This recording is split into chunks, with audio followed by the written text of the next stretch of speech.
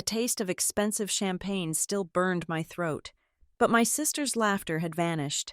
I woke to black water slapping against a multi-million-dollar yacht drifting straight into a storm. The GPS was smashed, the radio wires were cut, and the tender was gone. It was the perfect accident. My family believes that with me dead, they inherit everything.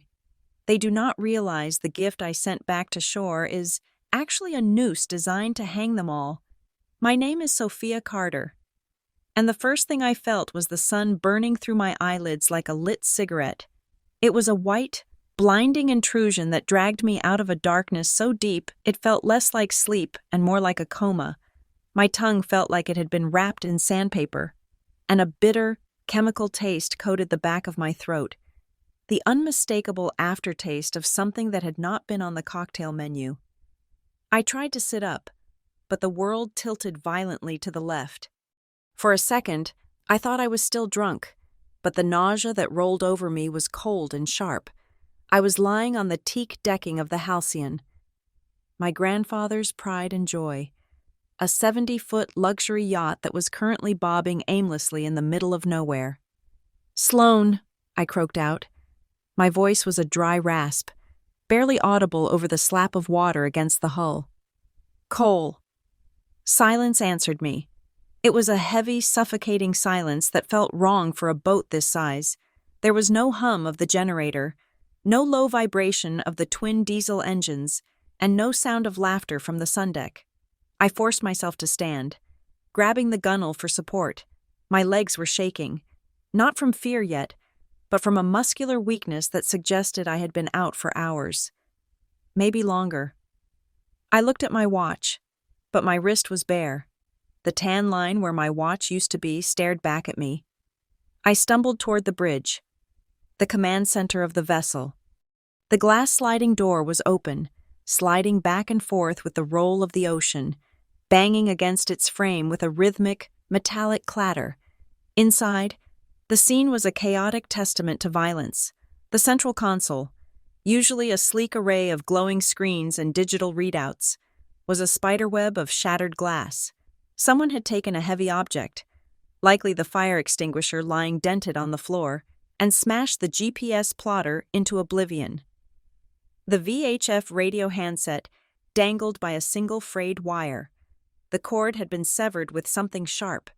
I stared at the destruction, my brain struggling to catch up with my eyes.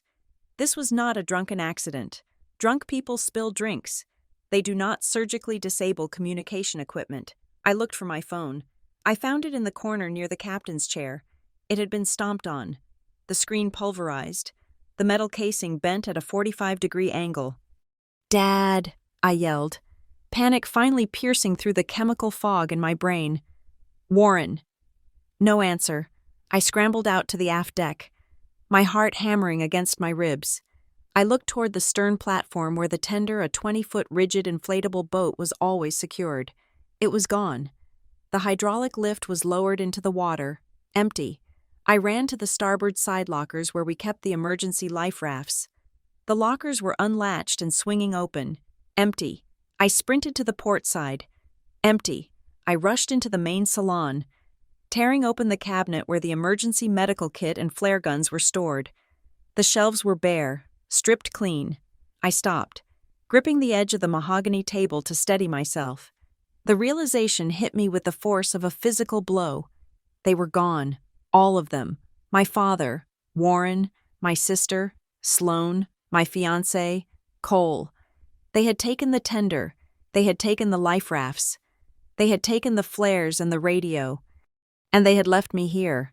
I stumbled back out onto the deck, shielding my eyes against the harsh glare. The sky to the east was a bruised purple, a towering wall of cumulonimbus clouds stacking up on the horizon. The wind was picking up, shifting from a gentle breeze to a stiff gust that whipped my hair across my face.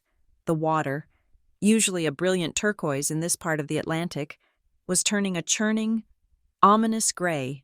It was a setup. I could see the headline in my mind. Drafted by my father's expensive PR firm, "Tragic Accident at Sea. Heiress Sophia Carter, lost in storm." They had not just left me. They had staged a disappearance, without a GPS, without a radio, and with a storm bearing down. I was a ghost in the making. They did not need to push me overboard. They just needed to disable the boat, take the means of survival, and let the ocean do the rest. "Okay," I whispered to myself, the sound lost to the wind. "Okay, Sophia, think." I closed my eyes and took a breath. It rattled in my chest. I was 29 years old. I was a senior auditor at Harborline Forensic and Ledger. My job was to find patterns in chaos, to locate the missing numbers that people tried to hide. I was not the golden child like Sloane. I was the one who fixed things. I was the one who studied. And I had spent every summer of my teenage years on this boat with Grandpa Caleb. While Sloane was tanning on the bow, Caleb had me in the engine room, teaching me how to bleed a fuel line and reset a breaker. "The ocean doesn't care how rich you are, Sophie," he used to tell me, his hands covered in grease. "It only respects competence." I opened my eyes. The panic was still there, cold and sharp, but I shoved it down into a dark corner of my mind. I could freak out later. Right now, I had to keep this floating coffin from becoming a permanent one. I made my way down the narrow stairs to the lower deck, heading for the engine room. The air down here was stifling, hot and smelling of diesel and stale air. I found the heavy steel door and wrenched it open. The engine room was dark. They had killed the main breakers. I pulled a small LED flashlight from a utility drawer that, miraculously, they had overlooked. I clicked it on. The beam cutting through the gloom. The engines themselves looked intact. My father was too lazy to sabotage a diesel engine. That required grease and effort. He had gone for the easy kills, the electronics. I moved to the electrical panel. The main switches were all thrown to the off position. I started flipping them back on, one by one. The house batteries, the engine start batteries, the navigation lights. A low hum began to vibrate through the soles of my feet as the systems came back to life. I checked the fuel gauges. Analog. Thank God for analog. We had 3/4 of a tank, enough to get to shore, if I knew where shore was. I went to the port engine start button and pressed it. The engine coughed, sputtered, and then roared to life with a reassuring thrum.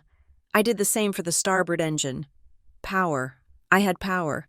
I climbed back up to the bridge. The screens were still dead. Shattered glass does not fix itself, but the analog compass mounted on the dashboard was gone. I stared at the empty hole where the magnetic compass used to be.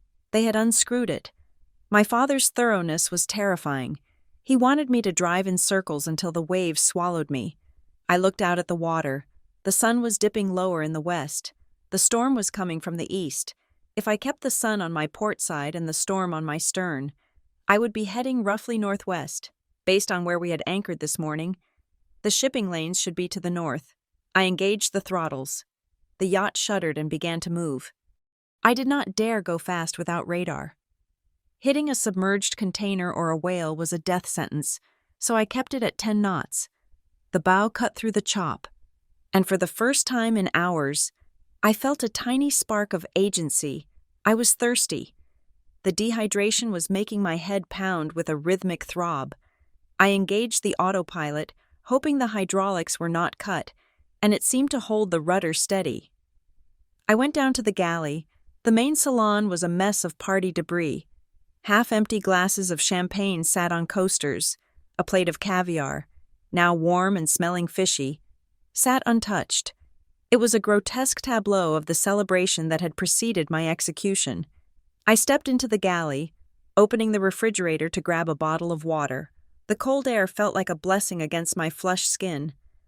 I cracked the seal and downed half the bottle in one go, the water soothing the chemical burn in my throat. Then, I heard it.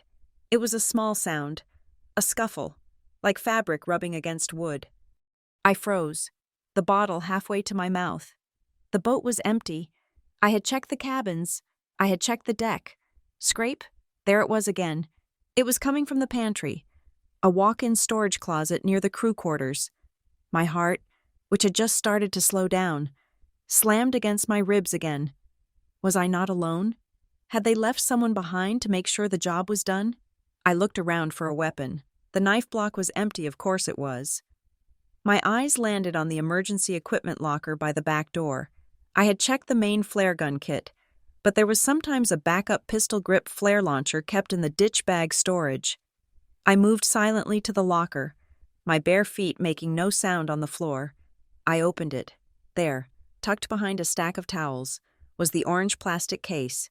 I popped it open, a single flare gun, one cartridge loaded. I gripped the handle, my palms sweating against the plastic. I walked toward the pantry door. "Come out," I said. My voice was stronger now, fueled by the water and the adrenaline. "I have a flare gun, and I will burn this entire boat down with you inside it." Silence. Then, a low, wet sound, a whimper. I reached out, turned the handle, and kicked the door open, raising the flare gun. The beam of light from the hallway cut into the small space. Curled up in the fetal position on the floor, wedged between crates of sparkling water and dry pasta, was a woman. She was wearing a white blouse that was now more red than white. Her blonde hair was matted with blood on the left side of her head. She was clutching her abdomen, and her eyes were wide, dilated pupils trembling with terror. "Don't," she wheezed. "Please, don't." I lowered the gun slightly. I knew her. "Riley," I breathed.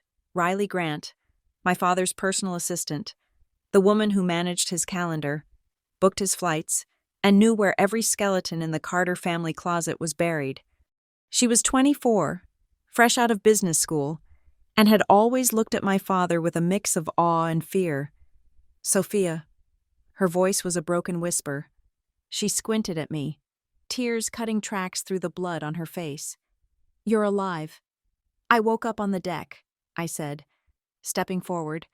I knelt beside her, checking her injuries. The blood on her head was from a nasty gash, likely a blunt force impact. Her breathing was shallow. "What happened?" "Why are you here?" Riley flinched when I touched her shoulder. "They hit me," she gasped. "I saw them putting the powder in your drink, in the kitchen." Sloane was laughing. She said it would look like you slipped. My stomach churned. Sloane, my little sister, the one I had protected from bullies in 3rd grade, the one whose debts I had quietly paid off 3 months ago. "I tried to leave," Riley sobbed, her hand gripping my wrist with surprising strength. "I tried to get to the radio. Warren saw me. He hit me with the wine bottle. He told Cole to throw me in here." "They think you're dead," I asked, the horror of it settling into my bones. "They didn't check," she whispered. "They were in a rush. The storm, the timing." She tried to sit up, groaning in pain. "Sophia, there's something else." "Save your energy," I said, trying to help her up. "We need to get you water." "No," she grabbed my arm, her nails digging into my skin. Her eyes locked onto mine, desperate and terrified. "You need to know, it wasn't just an accident. It wasn't just about the money." She fumbled in the pocket of her blood-stained skirt and pulled out a small, black object, a memory card. "I was backing up his phone," she said, her voice trembling. "It's part of my job. Tonight before he hit me, he was recording." I stared at the tiny piece of plastic in her hand. "Recording what?" I asked, though a cold dread was already pooling in my stomach. Riley swallowed hard, her eyes filling with fresh tears. "Everything. The toast. You drinking the champagne. You falling. They filmed it, Sophia. They laughed while they dragged you to the deck. Warren said it was perfect. He said, 'Smile, everyone. We're finally free.'"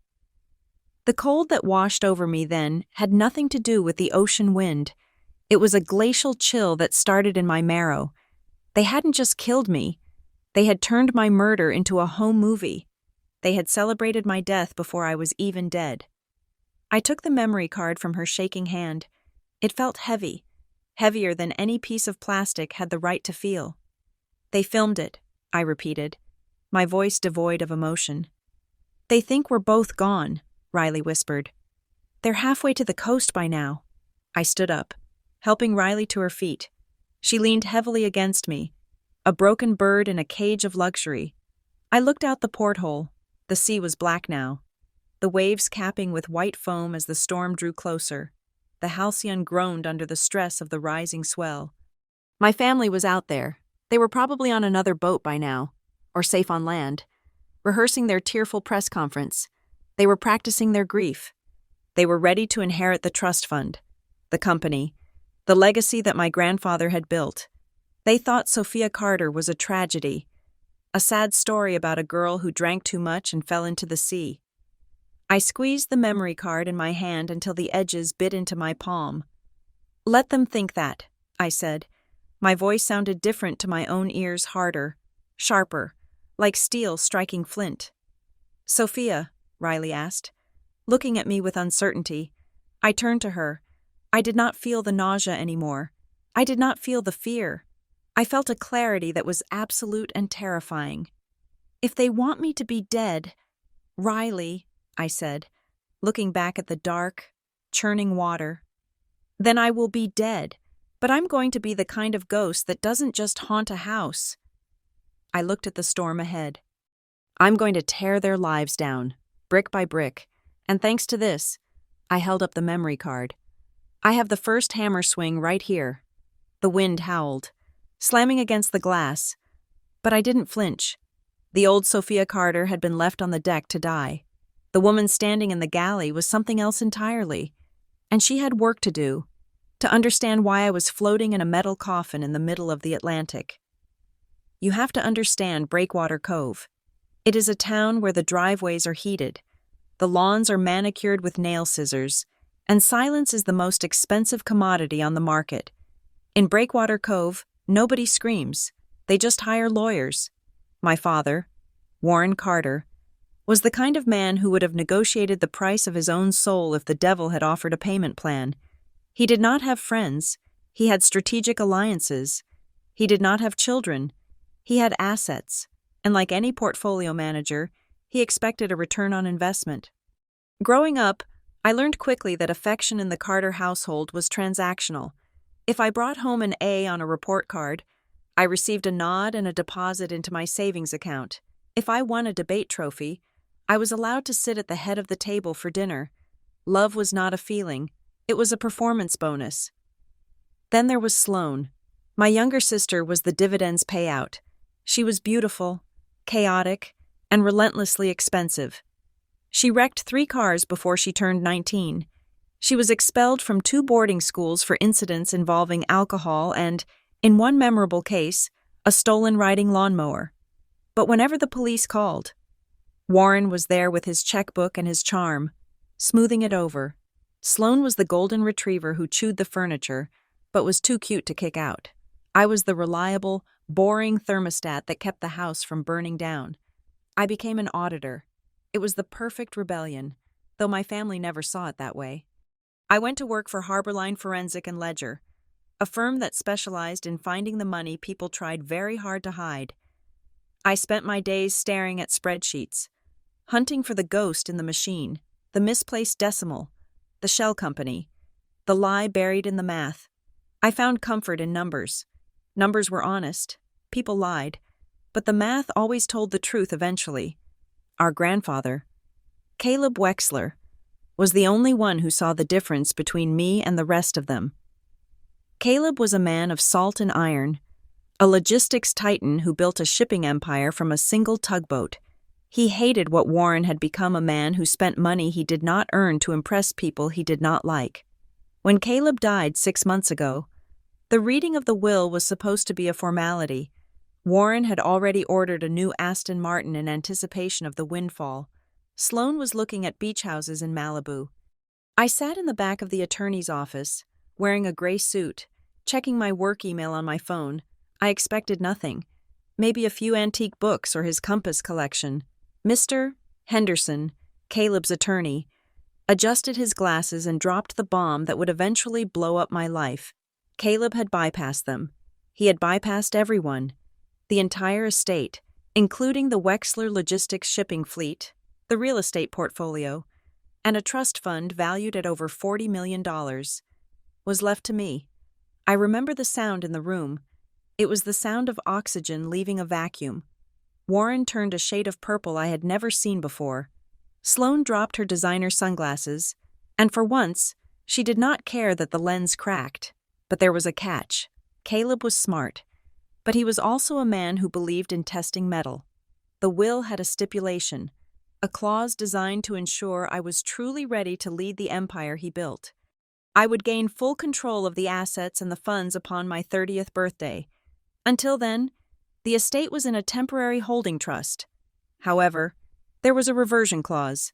If I were to die, or be legally declared missing or incapacitated before the date of my 30th birthday, the entirety of the estate would revert to the next of kin, Warren and Sloane. At the time, I thought it was Caleb's way of protecting me, of giving me time to grieve before the weight of the empire landed on my shoulders. I did not realize he had inadvertently painted a target on my back. My 30th birthday was 72 hours away. For the last 6 months, life had been strange. The rage I expected from my family never came. Instead, there was a sudden, terrifying warmth. Warren started inviting me to lunch. He asked about my job. He told me he was proud of the woman I had become. He apologized for being distant, blaming his own stress, his own upbringing. He cried. I had never seen my father cry. Sloane started calling me just to talk. She asked for advice on her life. She told me she wanted to be better. Like me. She wanted to settle down. And then there was Cole Mercer, the architect I had been dating for 2 years. He had always been a bit distant, focused on his career, but suddenly he was attentive. He proposed 3 months after the funeral, with a ring that must have cost 3 times his annual salary. He spoke about our future, about building a house, about how my inheritance would allow him to finally start his own firm. I wanted to believe it. God, I wanted to believe it so badly. I was 29 years old, and I had spent my entire life standing outside a glass wall, watching my family inside, warm and laughing. Now, they had opened the door and invited me in. I ignored the voice in my head, the auditor's voice that said the numbers did not add up. But the auditor in me never really slept. 2 weeks ago, I started noticing things at the logistics company. Even though I did not have full control yet, I had access to the books as the executor in waiting. There were gaps, fuel surcharges that were too high, maintenance contracts with vendors that did not exist. I dug deeper. I found loans, massive, high-interest loans taken out by Warren in the years before Caleb died, using his anticipated inheritance as collateral. He was leveraged to the hilt. He owed money to banks, to private equity sharks, and to people who did not use the legal system to collect debts. If I took control of the company in 3 days, I would see everything. I would see that he had been siphoning money from the operational accounts to pay the interest on his personal debts. I would see that he was broke, destitute, a fraud in a $2,000 suit. I confronted him about a small discrepancy a week ago. Just a test. It is just paperwork, Sophia, he had said, laughing it off, pouring me a glass of wine. Just some old liabilities we are clearing out. Don't worry your pretty head about it. Actually, I have some papers here, just standard liability waivers for the board members. I need you to sign them before your birthday so the transition is smooth. He had pushed a stack of documents across his mahogany desk. His hand was shaking slightly. I did not sign them. I told him I needed to read them first. The look in his eyes, just for a fraction of a second, was pure, unadulterated hatred.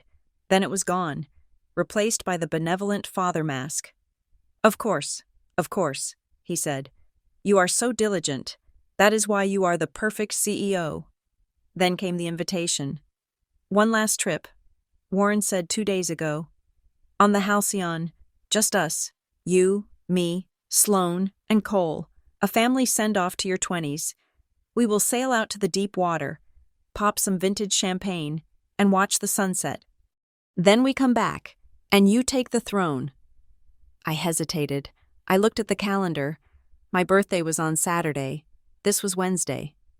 Please, Sophie, Sloane had pleaded, grabbing my hand. We never do anything together anymore. Do it for Grandpa. He loved that boat. That was the hook. Grandpa. I agreed. I agreed because I wanted to prove my suspicion wrong. I agreed because I wanted to look my father in the eye out on the water, away from the lawyers and the spreadsheets, and ask him if he really loved me, or if I was just a walking bank account. I agreed because I was arrogant. I thought that because I was smart, because I was an auditor, because I held the legal cards, I was safe. I thought civilized people did not kill their children over money. I thought that was something that happened in movies, not in Breakwater Cove. I packed my bag. I brought sunscreen.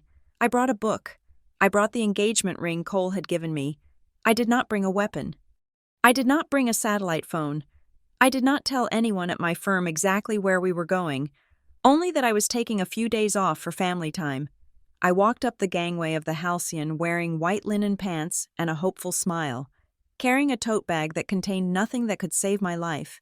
I remember Warren standing on the aft deck, holding a crystal flute of amber liquid. The sun was catching the silver in his hair. He looked like a king. "Welcome aboard, Sophia," he said. His voice was warm, like honey poured over a razor blade. "We have been waiting for you." I walked into the trap with my eyes wide open. Blinded by the glare of a love that did not exist, I stepped onto the deck, and I let them cast off the lines. I watched the shore of Breakwater Cove recede. Taking the safety of the law and the land with it, I was an auditor. I was supposed to spot risk, but the biggest liability on the balance sheet was my own heart, and I had failed to write it down. Now, floating in the silence of the aftermath, the irony was bitter enough to choke on. Warren had taught me everything I needed to know about business. He taught me that the market does not care about feelings. He taught me that every asset is liquid if you squeeze it hard enough. And he taught me that if you want to win, you have to be willing to cut your losses. He just forgot one thing. He forgot that he had taught me too well. He thought he was liquidating a distressed asset. He did not realize he was creating a hostile takeover. I looked down at my hands in the galley of the drifting yacht. They were steady now. The trembling had stopped. The sadness was evaporating, replaced by a cold, hard resolve. They wanted the money. They wanted the legacy. They wanted the clock to run out on my 30th birthday so the reversion clause would kick in. They had 72 hours to wait. I had 72 hours to survive. And after that, I was going to conduct the most aggressive audit in the history of the Carter family, and I was going to make sure the balance was zero. The afternoon sun hung heavy over the private marina, turning the white fiberglass hulls of the docked yachts into blinding mirrors.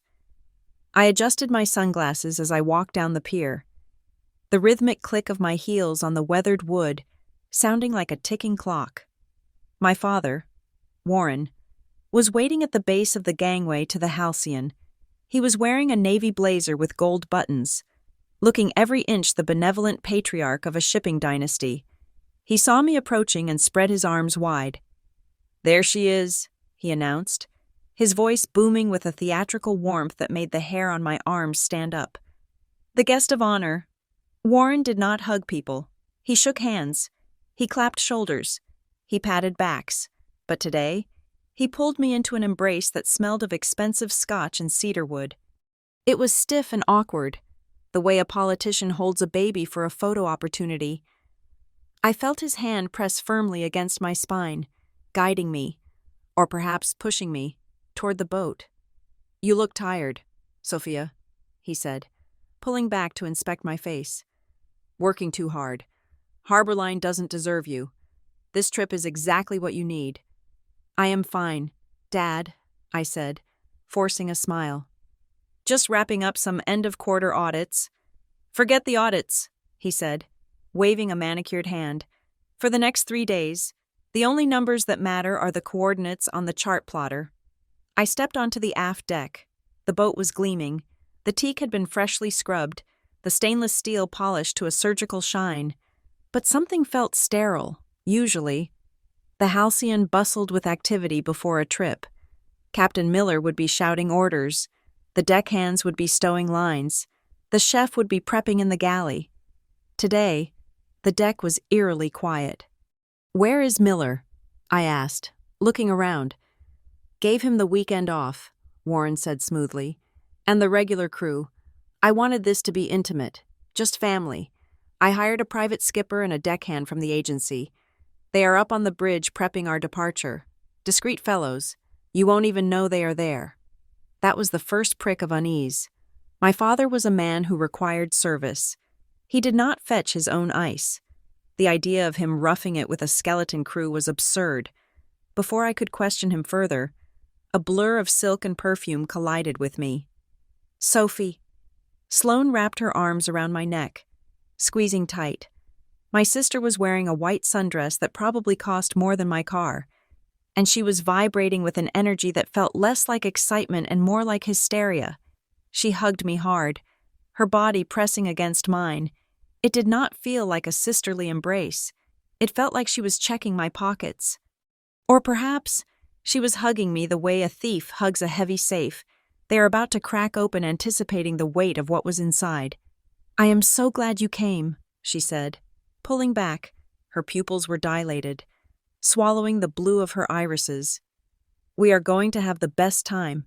A send-off to your 20s, 72 hours until the big 30. She said the number loud, like she was announcing a lottery winner. It is just a birthday. Sloane, I said. It is a milestone, she insisted, grabbing a bottle of Cristal from a silver bucket on the table. It changes everything. I saw Cole then. He was standing by the starboard railing, staring down into the dark water of the harbor. He was wearing the linen shirt I had bought him for Christmas, but it looked loose on him, as if he had lost 10 pounds in the last week. Cole, I called out. He jumped, physically startling, and turned around. His face was pale beneath his tan. When his eyes met mine, they skittered away instantly, focusing somewhere over my left shoulder. Hey, Soph, he said. His voice was thin. He did not come over to kiss me. He stayed by the rail, gripping his tumbler of amber liquid so hard his knuckles were white. Are you okay? I asked, stepping toward him. Fine, he said quickly, too quickly. Just headache, the heat. Cole is just worried about his sea legs, Warren interjected. Stepping between us, he clamped a hand on Cole's shoulder, squeezing it with visible force. I saw Cole wince. He will be fine once we get some ocean air in his lungs. Right, son. Right, Cole whispered, taking a large gulp of his drink. It was whiskey. Neat. At 2 p.m. Let's get underway, Warren announced. The tide waits for no man, and neither does the sunset, as the boat pulled away from the dock, the engines rumbling beneath our feet. I excused myself to go drop my bag in the master stateroom. I walked through the main salon. It was set up for a party, with trays of canapes and buckets of ice, but my eyes were drawn to the corner desk, my grandfather's old chart desk. It was usually clear. Today, it was cluttered. There was a portable document safe sitting on the leather surface. Next to it was a stack of legal-sized papers. They were neatly organized, with colored sticky flags protruding from the edges. I walked over. The top page was a durable power of attorney. The yellow flag stuck to the signature line had 2 words, handwritten in block capitals. Sign now. Beneath that was a transfer of assets form for the logistics company. Another flag, sign now. And beneath that, a life insurance beneficiary modification. I felt a cold flush run through me. This was not a vacation. This was a closing. They had brought the paperwork with them, anticipating that I would be pliable enough or drunk enough to sign away my rights before the birthday deadline. Looking for something. I spun around. Warren was standing in the doorway, blocking the light. His face was in shadow.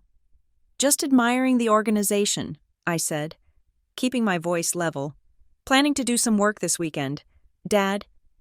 He stepped into the room, the smile returning to his face, though it did not reach his eyes. Just contingencies. Sophia, you know how I am, always prepared. If something were to happen, if you decided you didn't want the burden of the company, it is good to have the options ready. The burden, I repeated. It is a heavy load, he said, walking over to the minibar. Managing a fleet, dealing with unions, liability. Speaking of liability, Did you know that missing persons cases are the most difficult to resolve in maritime law? If a captain goes overboard, the family can be tied up in court for 7 years before they see a dime. Terrible system. He poured himself a drink, the crystal decanter clinking against the glass. Why bring that up? I asked. He shrugged, turning to face me. Just making conversation. The sea is unpredictable. It makes you think about legacy, about what we leave behind.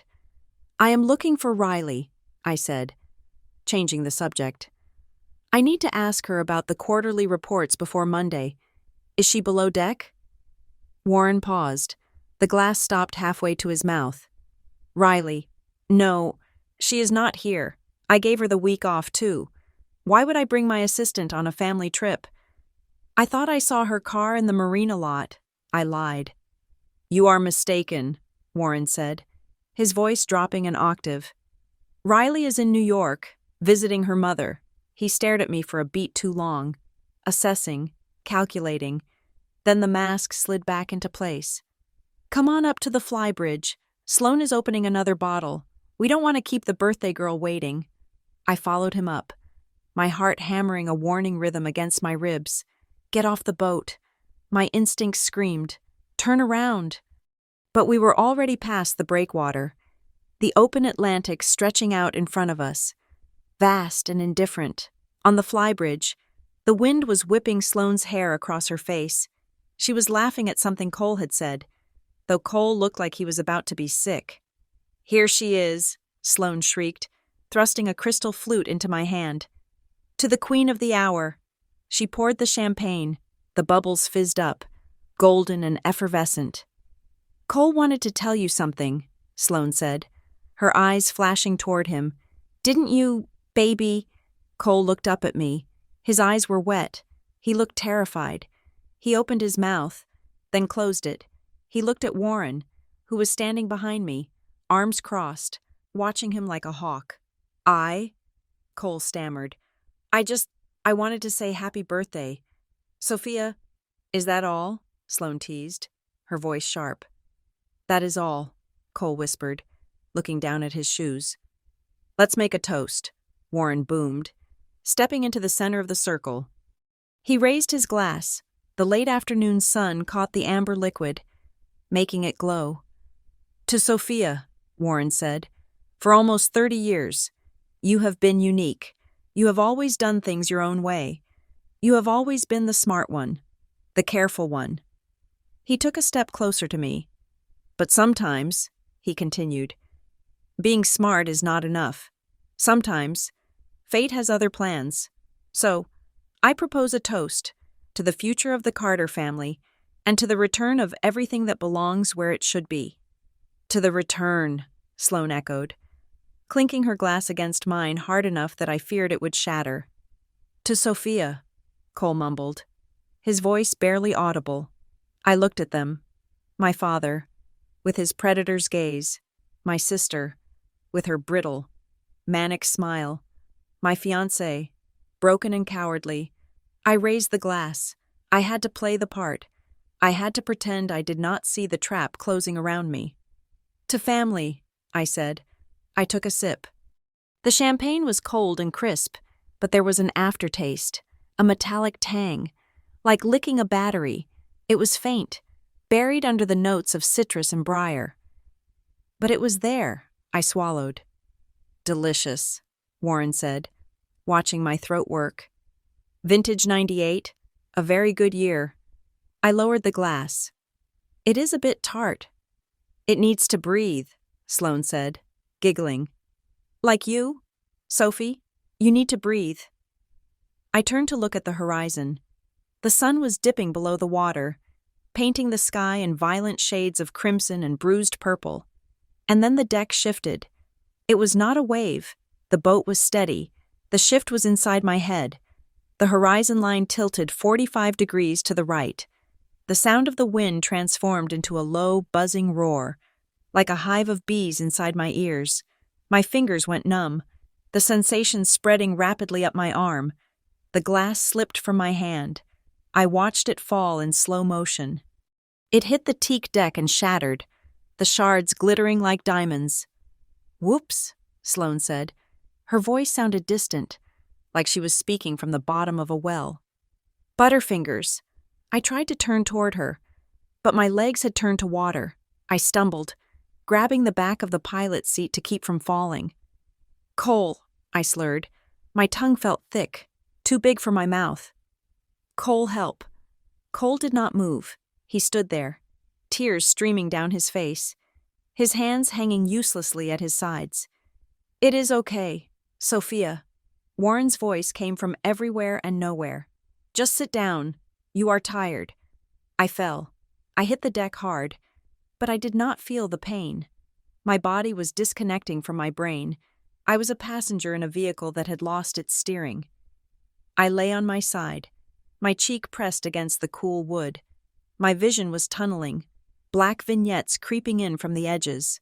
I saw shoes, Warren's polished loafers, Cole's deck shoes, Sloane's high-heeled sandals. Sloane crouched down. Her face swam into view. She was not panicked. She was not worried. She was smiling. It was a smile I had never seen before. It was not the smile of a sister. It was the smile of someone who had just won a game of chess she had been playing for 20 years. She looked up at Cole, who was sobbing silently above me. "Don't be such a baby, Cole," she said, her voice clear and sharp, cutting through the fog in my brain. "We practice this. Help Dad with her legs." She looked back down at me. Her eyes were cold, devoid of any humanity. "Happy birthday, Sophie," she whispered. The last thing I saw before the darkness swallowed me whole was Sloane winking at Cole a conspiratorial, victorious wink that sealed my fate. And then, there was nothing but the sound of the ocean, waiting to claim its prize. The adrenaline that had spiked when I found Riley in the pantry began to curdle into a cold, hard resolve. We were not safe yet. We were two injured women on a 70-foot vessel with no navigation, limited fuel, and a storm chasing us like a hungry dog. I helped Riley limp from the galley to the main salon, settling her onto the white leather sofa that my sister had been sitting on just hours before. The contrast was sickening. The pristine luxury of the room now felt like a crime scene waiting to be processed. I needed to secure the ship. I ran back up to the bridge, the stairs vibrating under my bare feet. The wind outside was howling now, a banshee scream that rattled the glass. I grabbed the physical charts from under the captain's chair. Thank God my grandfather had insisted on keeping paper backups and spread them out on the console, weighing them down with a heavy brass stapler to keep them from flying away. Without GPS, I had to rely on dead reckoning. I estimated our speed at 10 knots. I knew our last known heading and the time elapsed since the party began. I drew a line on the chart with a pencil, my hand shaking slightly before I forced it to steady. If my calculations were right, and if the current hadn't pushed us too far south. The industrial coast of North Point was roughly 40 miles to the northwest. It was a gritty, working-class harbor, the kind of place my father turned his nose up at. It was perfect. I engaged the throttles, pushing the engines harder. The Halcyon surged forward, the bow smashing into a wave and sending a spray of white water over the windshield. "Hold together," I whispered to the boat. "Just get us there." I went back down to the salon. Riley was holding a bag of frozen peas from the freezer against her head. She looked pale, her skin translucent against the dark leather. "We are moving," I told her. "We are heading for North Point. It is about 4 hours away in this chop." Riley nodded. Wincing, she held up the memory card again, staring at it as if it were a radioactive isotope. "He keeps them in a safe in his office," she said, her voice hollow. "He has hard drives full of them, every board meeting, every private dinner. He says memory is unreliable, but video is leverage." "He records everything?" I asked, grabbing the first aid kit I had scavenged from the crew quarters, the one place they hadn't stripped. "Paranoia," Riley said. "He thinks everyone is trying to cheat him. He wants proof of every handshake, every agreement. He told me once that the only way to control a narrative is to own the footage." I began cleaning the wound on her temple. It was deep, but the bleeding had slowed. "He is right," I said, dabbing antiseptic on the cut. But he forgot that footage can be played by anyone who holds the remote. The irony was thick enough to taste. Warren Carter, the man who lived by surveillance, was going to die by it. He had recorded his own crime because he was too arrogant to believe he could ever be the villain in his own movie. The next 3 hours were a blur of nausea and tension. The storm caught the edge of us. The halcyon pitched and rolled violently. Furniture slid across the salon floor. Glass shattered somewhere below deck. I stayed at the helm, wrestling the wheel, my eyes burning from the strain of peering into the darkness. I had to time the waves, turning the bow into the swells to prevent us from broaching. Every slam of the hull felt like a hammer blow to my own body. I thought about Cole. I thought about the way he had looked at his shoes while my sister poured the poison. I thought about the debts Warren had paid for him. Cole wasn't evil. He was weak, and in my father's world, weakness was a currency to be exploited. Warren had bought him, and today, Cole had paid the bill. Around midnight, I saw it, a faint, rhythmic flashing in the distance, the North Point lighthouse. I let out a breath I felt like I had been holding for 6 hours. I throttled back, guiding the battered yacht toward the harbor entrance. North Point Marina was not a place for super yachts. It was a graveyard of rusting trawlers, barges, and drug-runner speedboats seized by the Coast Guard. It smelled of diesel, rotting fish, and neglect. I navigated us into the furthest slip, hidden behind the hulking skeleton of a dredging barge. I cut the engines. The silence that followed was heavy and ringing. We were alive. "We can't stay on the boat," I said, going down to get Riley. "If the harbor master runs the registration in the morning, it will flag. We need to disappear." We left the Halcyon tied up in the dark. I took nothing but the clothes on my back, the first aid kit, and a stash of emergency cash, about $2,000 that my grandfather had hidden inside a hollowed-out book in the master cabin. He called it his get-out-of-jail fund. I called it a lifeline. We walked a mile in the rain to a roadside motel with a flickering neon sign that read, "The Sea View," though the sea was nowhere in sight. The clerk, a man with a grease-stained shirt and zero interest in his job, took $300 cash for a room and didn't ask for ID. The room smelled of stale smoke and lemon cleaner. I helped Riley onto one of the twin beds and then went to the window, peering through the blinds. The parking lot was empty, no black SUVs, no police. I turned on the television. It was an old box set, the picture grainy. I flipped through the channels until I found the local news station. It didn't take long. The banner at the bottom of the screen was red breaking news, and then, there was my face. It was a photo from the charity gala last year. I was wearing emerald earrings and a smile that looked painfully naive. "Tragedy at sea," the anchor announced, her voice practiced and somber. "Authorities have launched a massive search and rescue operation for Sophia Carter, the 29-year-old heiress to the Wexler shipping fortune. Carter was reported missing early this evening after apparently falling overboard from her family's yacht, the Halcyon, during a severe storm." I sat on the edge of the bed, gripping the remote. The screen cut to live footage. It was the Breakwater Cove Marina. My father was there. He was standing under an umbrella held by a police officer. He looked devastated.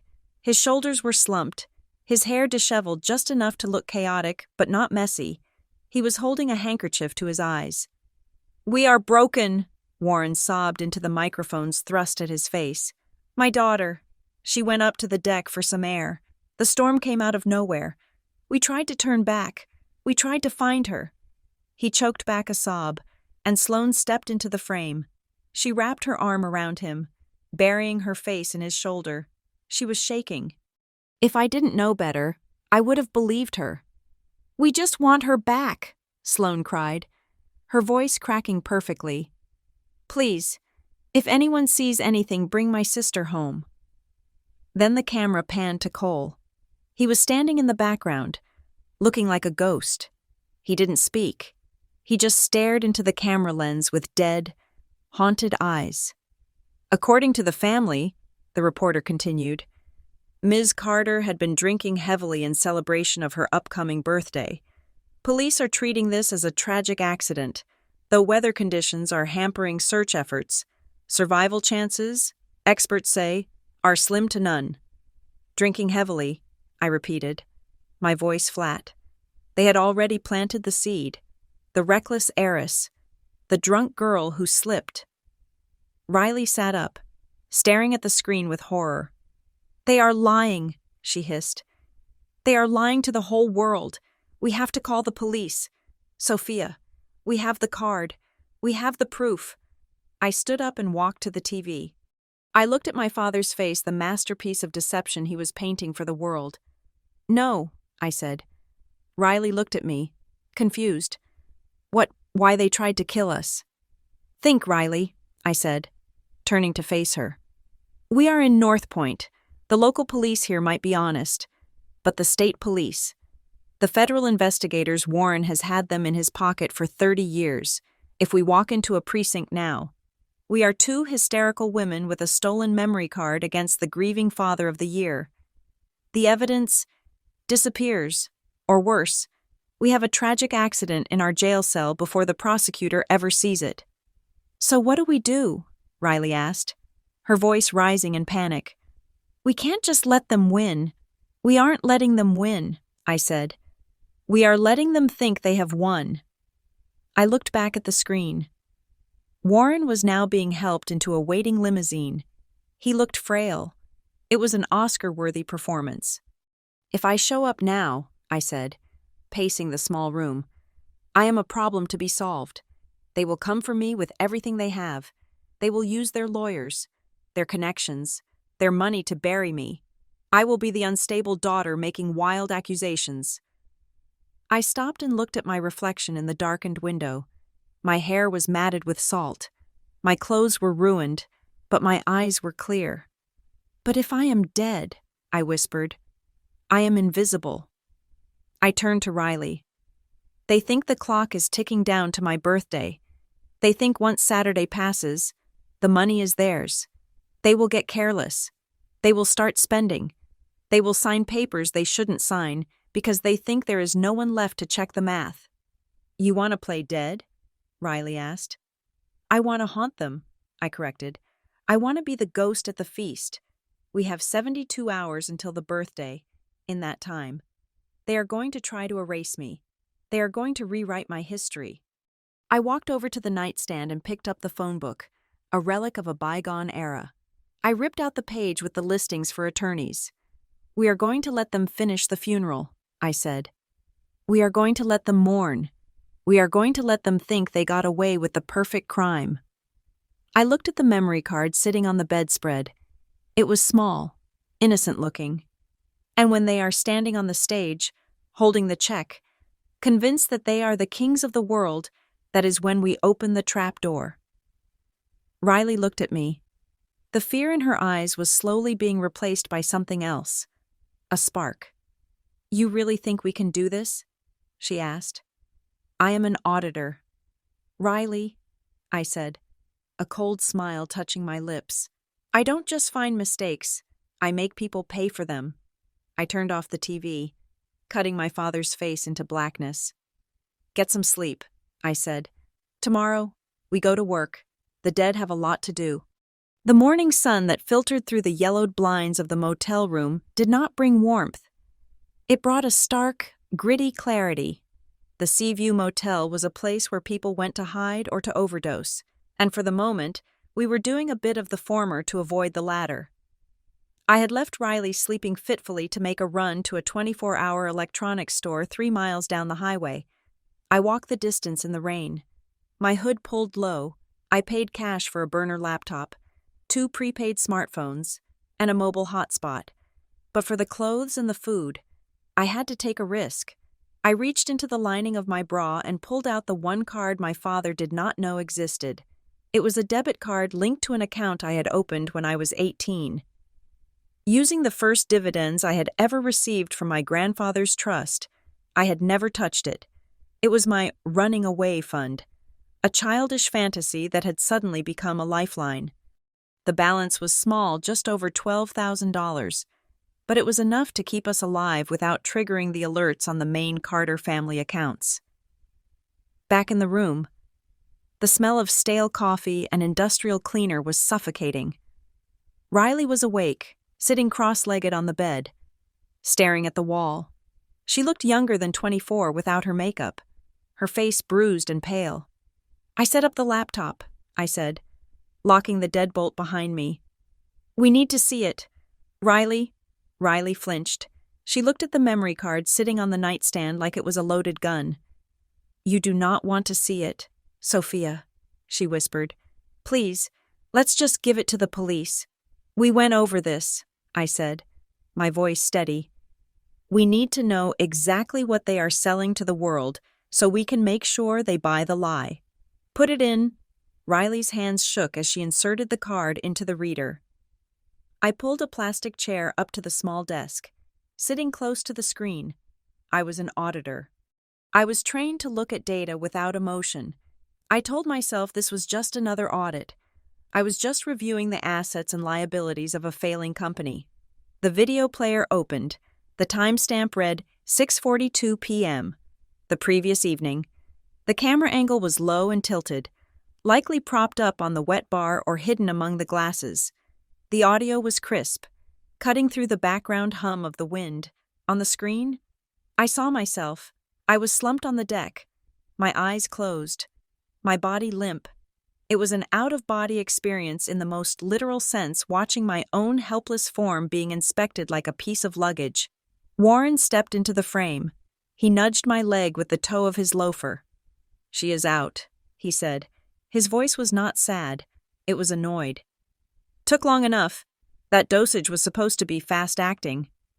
"Maybe she has a high tolerance," a voice giggled. I felt my stomach drop. Sloane drifted into view.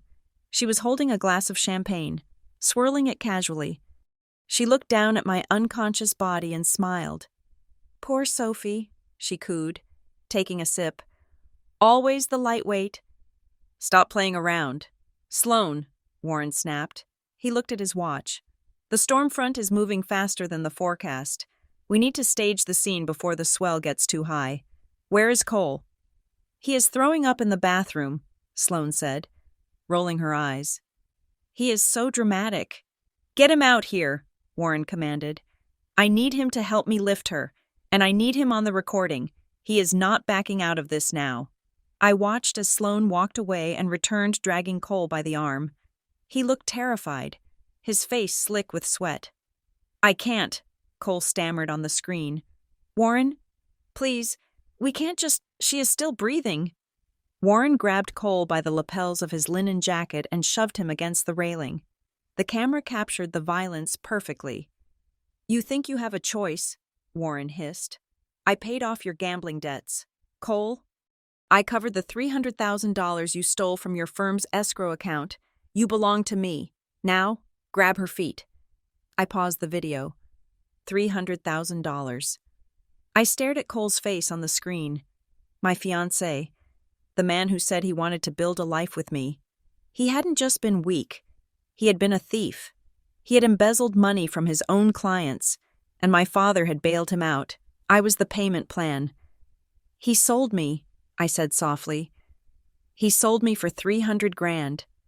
"Keep watching," Riley said, her voice tight. "It gets worse." I hit play. They dragged me toward the stern. I saw my head loll back, hitting the deck. Sloane laughed again. "Careful," she mocked. "Don't bruise the merchandise. We want an open casket." "Shut up. Sloane," Warren grunted. "Okay, the tender is ready. We cut the lines. We strip the safety gear. We make it look like she panicked during the storm and tried to launch the boat herself, but fell in." "What about the business?" Cole asked, his voice trembling. "What if the auditors look into the transfer?" Warren turned to the camera, his face filling the screen. He was adjusting his cufflinks, a look of supreme arrogance on his face. "There will be no auditors looking at me," Warren said, "because they will be too busy looking at her." He walked over to the chart desk, the same desk where I had seen the papers. He picked up a file. I have already planted the digital trail, Warren said, tapping the folder. For the last 6 months, Sophia has been siphoning funds from the logistics accounts into offshore shells. Once she is declared dead, I will discover the theft. The narrative isn't just that she died. It is that she was running. The stress, the guilt, the storm, it all fits together. We get the insurance, we get the trust, and we get a scapegoat for the missing $5 million. I froze. The air in the motel room seemed to drop 10 degrees. He wasn't just killing me. He was framing me. He had been stealing from the company, my grandfather's company, and he was going to pin it all on my corpse. He was going to destroy my name, my reputation, my entire professional life, to cover his own incompetence. I felt a tear slide down my cheek, but I wiped it away angrily. It was not a tear of sadness. It was a tear of pure, unadulterated rage. He cooked the books, I whispered. He used my login. He used my access. I have the emails, Riley said, opening a folder on the new laptop. I hacked his private server an hour ago while you were gone. He is leveraged to the hilt. Sophia, he owes $12 million to a private equity group in Chicago, and another $8 million to banks. He put up the logistics fleet as collateral without the board's approval. If you took over on Saturday, you would have seen it instantly. He would have gone to federal prison. I looked at the screen at the man I had called Dad for 29 years.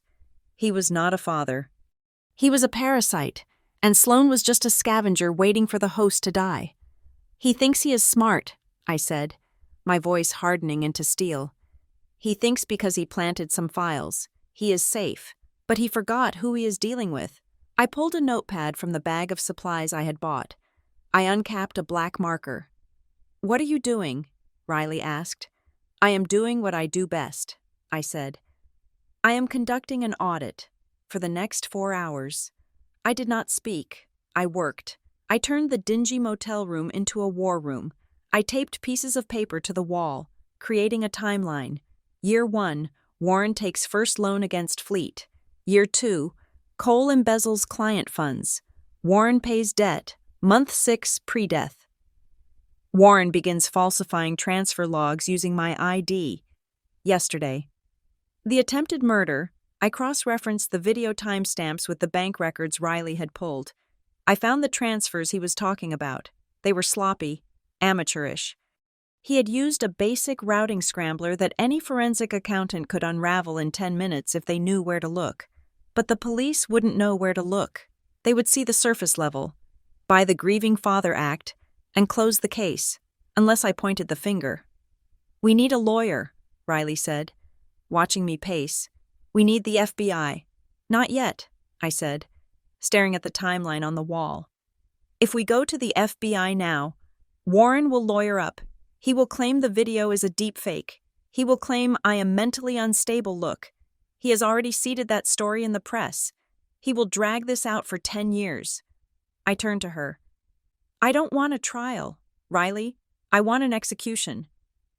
I looked at the date on my phone. Thursday. My birthday was Saturday. The memorial gala was Saturday night. They want to declare me dead before Saturday, I said. That is why they are rushing. If I am missing on my 30th birthday, the trust reverts to them automatically while the investigation continues. So we have to stop them, Riley said. No, I smiled, and it was a cold, sharp thing. We have to help them. I sat back down at the computer. I opened a new document. I began to type. It was a legal document, drafted with the precision of a woman who had read contracts for a living. What is that? Riley asked, leaning over my shoulder. It is a trap, I said. Warren wants money. I'm going to give him a way to get it. He wants to look like the grieving father. I'm going to give him the perfect stage. I finished typing and hit print on the cheap portable printer I had bought. The pages slid out, crisp and white. I picked up a heavy cream-colored envelope I had purchased. I slid the documents inside. I am going to send them a gift, I said. A peace offering from beyond the grave. Riley looked at the envelope. What is inside? A waiver, I explained. A document that creates a specialized relief fund in my name, the Sophia Carter Memorial Fund. It looks like a standard tax shelter, a way for them to access the trust money early for charitable causes. It requires them to sign an affidavit stating that they have full legal authority and that all prior financial disclosures are accurate. Why would they sign it? Because they are greedy, I said. And because the document contains a clause that releases the funds immediately upon signature. They will see the money and they won't read the fine print. And the fine print? The fine print, I said. Sealing the envelope with a dab of glue. States that by signing, they accept full personal liability for all historical transactions of the Wexler estate. It links the new fund directly to the old accounts, the ones Warren pillaged. I held the envelope up. It also acts as a sworn statement. If they sign this, and then we prove the fraud, they haven't just committed theft. They have committed federal wire fraud and perjury. It creates a paper trail that connects the murder to the money in a way they can never untangle. I stood up and grabbed my coat. Riley, I said, we are going to find a courier. This needs to arrive at the Carter estate tomorrow morning, just in time for breakfast. You want them to think you sent it? Riley asked. Eyes wide. No, I said. I want them to think their lawyer sent it, or the bank. It doesn't matter. They will be too drunk on their own victory to check the return address. I opened the door to the rainy afternoon. They wanted me to disappear, I said. So I did. Now, I am going to make sure they disappear too. I walked out into the storm, the envelope tucked safely inside my jacket. It was time to deliver the first installment of their inheritance. The cheap laminate desk in the motel room had become my command center. Outside, the rain continued to batter the asphalt of the parking lot, but inside, the air was dry and charged with the static electricity of a looming prosecution. I was no longer Sophia Carter, the victim of a boating accident. I was Sophia Carter, senior auditor, and I was about to close the books on my own family. My first move was to secure a weapon that my father could not buy, bribe, or intimidate. I needed a lawyer, but not just any corporate suit. I needed a maritime specialist, someone who understood the law of the sea as well as the law of the land. I picked up one of the burner phones and dialed a number I had memorized years ago during a contract dispute at the logistics firm.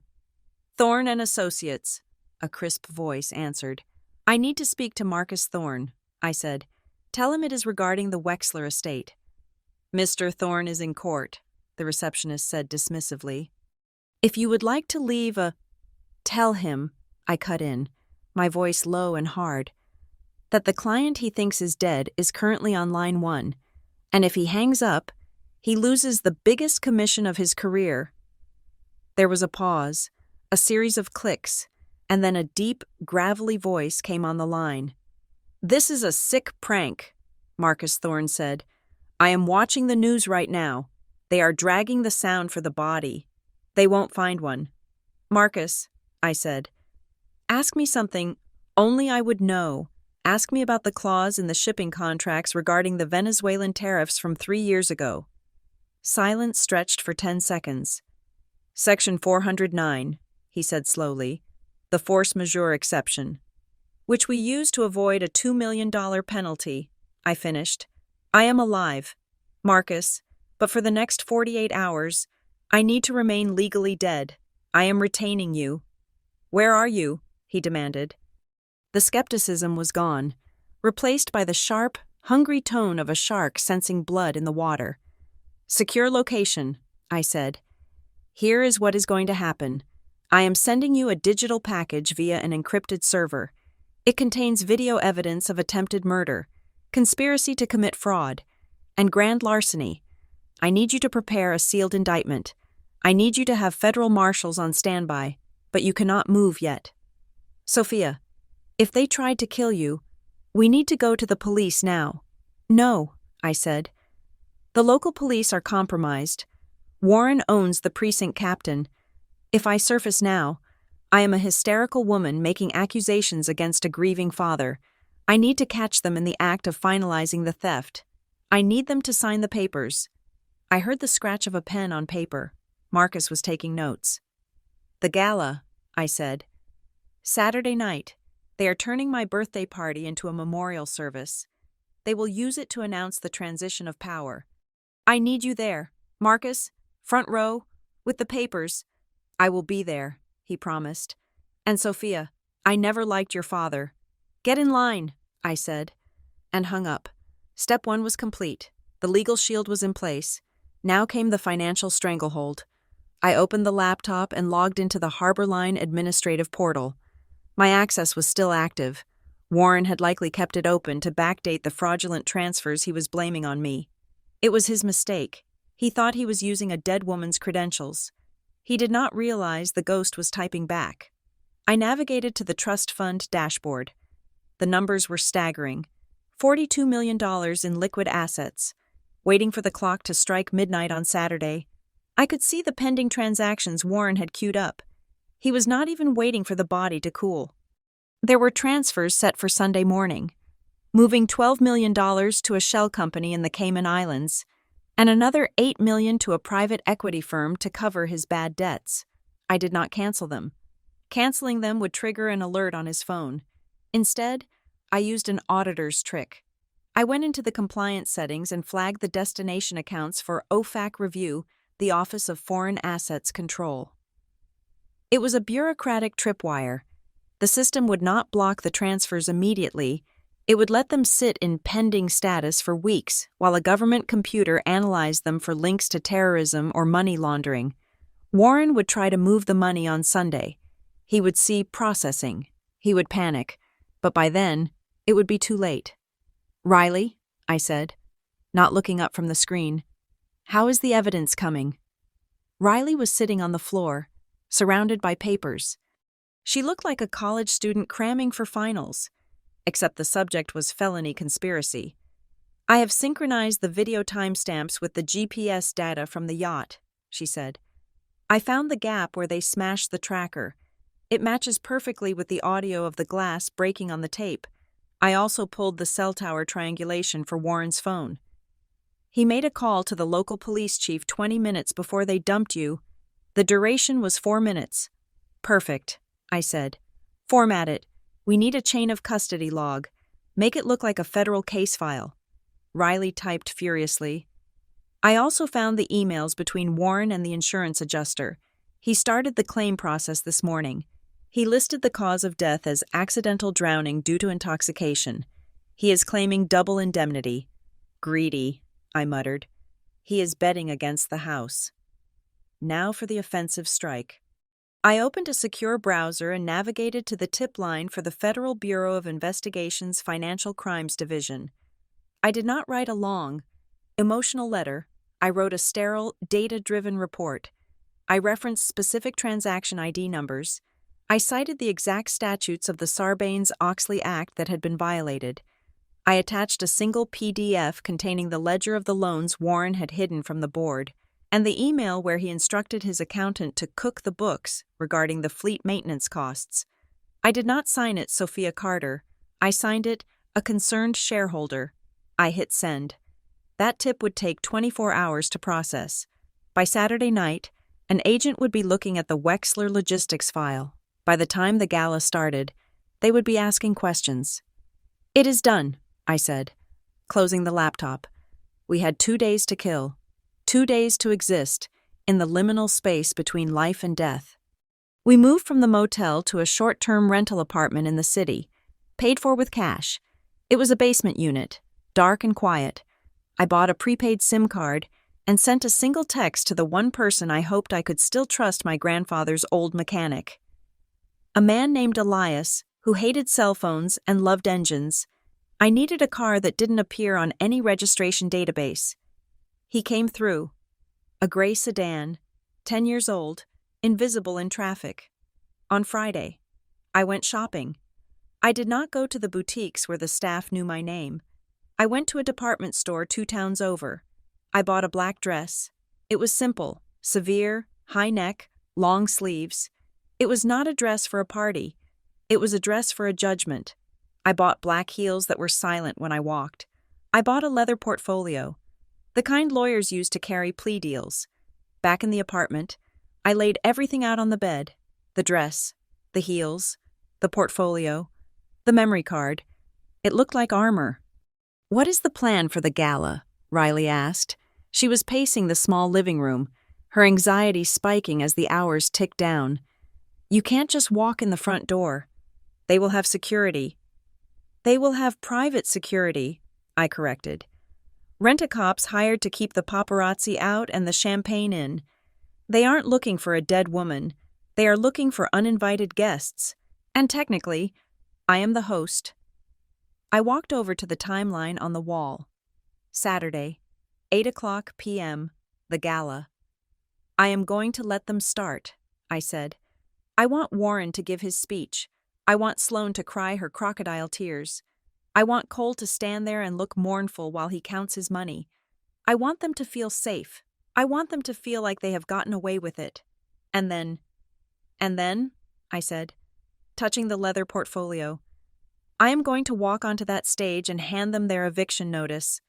I sat down and opened the portfolio. Inside, I placed the final piece of the puzzle. It was a single document, printed on heavy bond paper. It was the acceptance of resignation for Warren Carter, Sloane Carter, and Cole Mercer from all positions within the Wexler estate, effective immediately. Below that, I placed a copy of the video file on a flash drive, and below that, the gift I had mailed them, the one I knew they would sign. The trap. "Riley," I said, "I need you to stay in the car during the gala. Keep the engine running. If this goes wrong, if they try anything physical, you drive straight to the federal building and you give them the backup drive." "I am not leaving you," Riley said fiercely. "You are my insurance policy," I said gently. "But it won't go wrong, because I know them. They are bullies, and bullies crumble when the lights turn on." I looked at myself in the mirror. The bruising on my arm from the fall was turning a sickly yellow. My face looked thinner, sharper. The soft, eager-to-please Sophia was gone. In her place was something cold and mathematical. "They killed Sophia Carter," I whispered to the reflection. "They threw her into the ocean and drove away." I picked up the black dress and held it against my body. "But they forgot that the ocean gives back what it takes." I checked my watch. 48 hours had passed. 24 to go. The game board was set. The pieces were moving. My father thought he was playing chess, but he didn't realize that I had already switched the game to poker, and I was holding a royal flush. "Get some rest, Riley," I said, turning off the light. "Tomorrow night, we go to a funeral, but it won't be mine, to catch a rat. You do not chase it. You place the cheese where the rat cannot help but go, and you wait for the snap of the metal bar." My family were not rats. They were wolves. But the principle remained the same. Wolves are driven by hunger, and in the Carter family, hunger looked exactly like a tax write-off. I spent Friday morning assembling the Trojan horse. It was not a wooden statue. It was a box wrapped in heavy, cream-colored silk, tied with a black satin ribbon. Inside, nestled on a bed of velvet, lay a wreath of dried white lilies, tasteless, expensive, and theatrically mournful. But the real poison was underneath the flowers. It was a thick envelope made of linen paper, sealed with red wax. I had spent hours the night before forging the cover letter. I dated it 2 weeks prior to the boat trip. The letter was written in my voice, or rather, the voice they thought I had. It was apologetic, soft, and desperate for approval. "Dear Dad," the letter began, "I know we have had our differences about the company's direction. I wanted to give you this as a sign of my faith in you. If anything ever happens to me, I want to ensure the Carter legacy is protected, and that you have the immediate liquidity to manage the estate without waiting for probate." It was the bait. I knew Warren. He would read "immediate liquidity" and stop reading everything else. The document inside was titled "The Carter Legacy Relief Fund Emergency Access Authorization." To the untrained eye, it looked like a standard trust amendment allowing the executor Warren to bypass the usual 6-month freeze on assets in the event of a tragedy. It authorized the immediate release of $5 million from the main trust to cover administrative costs and memorial expenses. $5 million. Just enough to pay off the most aggressive of his loan sharks before they broke his kneecaps. He would see that number and salivate. But the legal teeth were hidden in Clause 14, Section B. The clause stated that by countersigning the document to accept the funds, the signatories, Warren and Sloan, swore under penalty of perjury that all previous financial records of the Wexler Logistics Company were true, accurate, and free of material defect. It also contained a retroactive liability assumption, meaning they personally accepted legal responsibility for every transaction made in the company's name for the last 12 months. If they signed this, they were not just taking the money. They were voluntarily confessing that the fraudulent transfers Warren had made, the ones he was trying to pin on me, were actually authorized and overseen by him. They were locking themselves into a lie that I could now prove was a lie. They were signing a confession to federal wire fraud, disguised as a receipt for a gift. "It is too risky," Riley said, watching me pack the box. We were in the cramped living room of the safe house. "What if they read the fine print?" "Warren Carter has not read a contract in 20 years, I said, tying the black ribbon with surgical precision. "He hires people to read for him, but he killed the people he trusts, and he is too paranoid to show this to a new lawyer. He will think he is smarter than the paper. He always does." I picked up the burner phone. I had hired a high-end courier service, the kind that transports diamonds and court subpoenas. I paid extra for the white glove priority service. "Pickup is at the corner of 4th and Main," I told the dispatcher. "Delivery to the Carter estate in Breakwater Cove. It requires a biometric signature, thumbprint and photo ID upon receipt, no exceptions." "Understood, ma'am." "And one more thing," I added. "If they ask who sent it, tell them it came from the offices of Wexler and Associates. Make it sound official." I hung up. The package was gone. The fuse was lit. While the courier was en route, I initiated the second part of the pincer movement. A trap is only effective if the prey feels pressured to move into it. I needed to corner them. I needed to make sure they couldn't cancel the gala. I opened the laptop and connected to the public Wi-Fi of a coffee shop 3 blocks away using my directional antenna. I created an anonymous email account and drafted a tip to the Breakwater Gazette and the local television station. Sources close to the Carter family revealed that tonight's birthday gala will be transformed into a tearful memorial service for the lost heiress, Sophia Carter. In a touching tribute, Warren Carter is expected to announce the launch of a charitable foundation in his daughter's name. Ensuring her spirit lives on, I hit send. Within 2 hours, the story would be everywhere. The grieving father, the noble sacrifice. Now, he couldn't cancel the party. The press would be there. The cameras would be there. He had to perform, and to perform effectively. He needed to feel secure. He needed that $5 million in his pocket. Riley came back into the room, her face pale. She had been monitoring the court dockets online. "They are moving fast, Sophia," she said, her voice tight. "Faster than we thought. Warren filed an emergency motion this morning with Judge Patterson." "Patterson," I muttered. "They play golf together at the club." "The motion is to have you declared presumed dead in absentia due to overwhelming evidence of peril." He submitted an affidavit from the search and rescue team saying the water temperature and storm conditions made survival impossible after 48 hours. "He is trying to beat the clock," I said.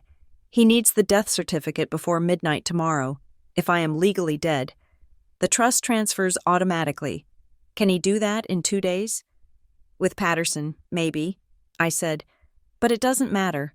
Let him get the declaration. Let him hold that piece of paper. It will just make the fall that much harder when the corpse walks into the room." I checked the tracking number on my phone. Status out for delivery. "Open the feed," I said to Riley. Riley tapped the keys on the laptop. We had accessed the Carter estate security system using the admin passwords Warren had never bothered to change. He used his own birthday. The narcissist. The grainy black and white footage of the foyer appeared on our screen. It was strange to look into my own home, a place where I had eaten breakfast 3 days ago, and see it as a battlefield. The doorbell rang. I saw the housekeeper, Mrs. Higgins, walk to the door. She looked red-eyed. At least someone was actually mourning. She opened the door, and the courier stepped in. He was a large man in a dark uniform, holding my cream-colored box. Mrs. Higgins tried to take it, but the courier pulled it back. He said something we couldn't hear. Mrs. Higgins turned and walked up the grand staircase. A minute later, she returned with Warren. My father looked terrible, but in a curated way. He was wearing a black cashmere sweater and dark slacks. He hadn't shaved, leaving a stubble that suggested deep depression.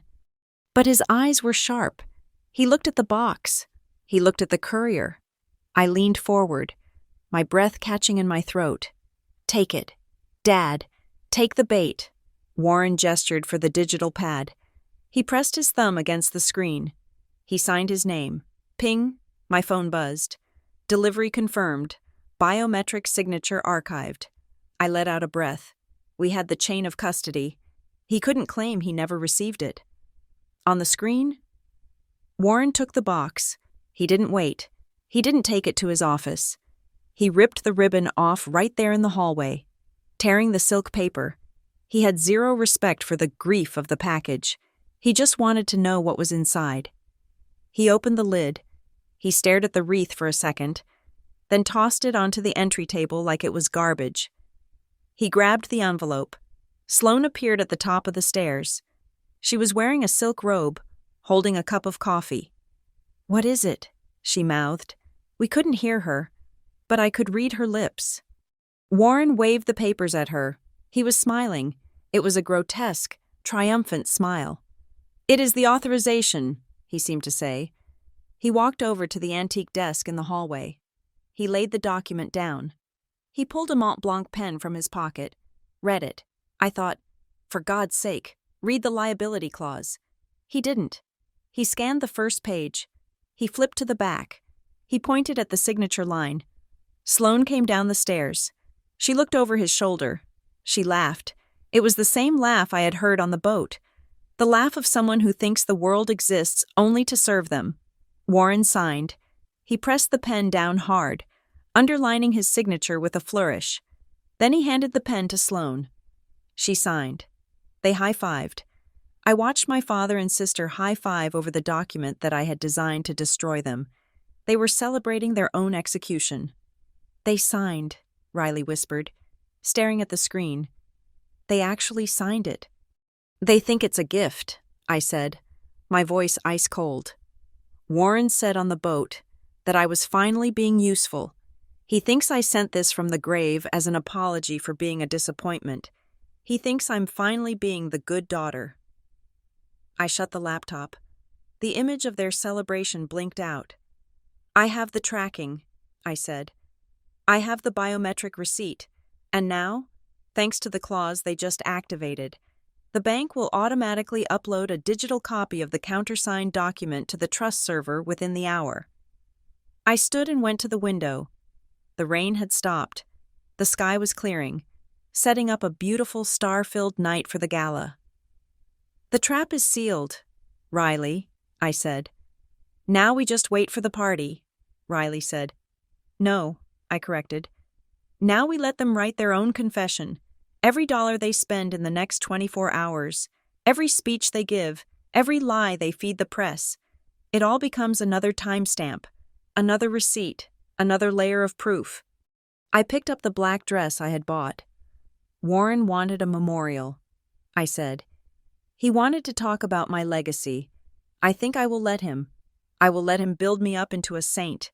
I will let him tell the world how much he loved me. I turned to Riley. Because the higher he builds the pedestal, the further he has to fall when I kick it out from under him. My phone buzzed again. It was a news alert from the Breakwater Gazette. Gala to honor Sophia Carter. Family announces new memorial fund to continue late heiress's work. I smiled. It was the first real smile I had felt in 3 days. "You are welcome, Dad," I whispered. "Consider it my final gift." The silence in our basement safe house was deceptive, while the air in the room was still. The digital world around us was screaming. We had turned the Carter family's digital life inside out, and what we were seeing was the frantic thrashing of predators who realized the jungle was not quite as empty as they thought. Saturday morning broke with a gray, slate-colored sky, matching the mood of the man pacing the floor of the Carter Estates library on our surveillance feed. Warren had signed the trap document. He believed he had the money, but paranoia is a funny thing. It does not disappear with a signature. It feeds on the silence. "He is making a call," Riley said, her fingers flying across the keyboard of the burner laptop. "He is using the landline in the study. He thinks it is secure because he sweeps the room for bugs every month. He doesn't know we are tapping the junction box outside." I leaned in, pressing the headphones to my ears. The audio was crackly, but Warren's voice was unmistakable. It was tight, clipped, and dangerous. "Chief," Warren said, "it is Carter. I have a concern." He was calling the local police chief, a man named Miller whose vacation home in Florida had been quietly financed by Wexler Logistics 3 years ago. "We have a loose end," Warren continued. "My daughter's assistant, Riley Grant. She wasn't on the manifesto for the trip, but I have reason to believe she might have been in the area. She has gone missing. I want her found. Miller. And I want her brought to me before you file any official report. Do you understand? To me?" I looked at Riley. Her face had gone ashen. She hugged her knees to her chest. "He is hunting me," she whispered. "He is trying to clean the board," I said, my voice calm despite the spike of adrenaline in my blood. "He knows you know his schedule. He is worried you might ask questions about why he took a sudden trip right before the birthday deadline." "What do we do?" "We let him look," I said. "He is looking for a ghost. You are safe here." But the paranoia was contagious. On the screen, the feed switched to the living room. Sloane was there, curled up on a sofa with her phone. She wasn't grieving. She was frantically scrolling. "She is hiring someone," I noted, watching the screen mirroring her phone activity. We had cloned her SIM card the day before a terrifyingly easy task, given that her password was her dog's name, followed by 123. "Who?" Riley asked.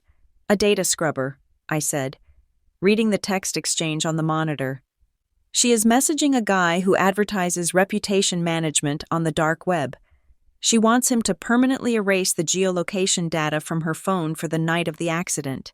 Can he do it?" "He can wipe the phone," I said, watching Sloane type.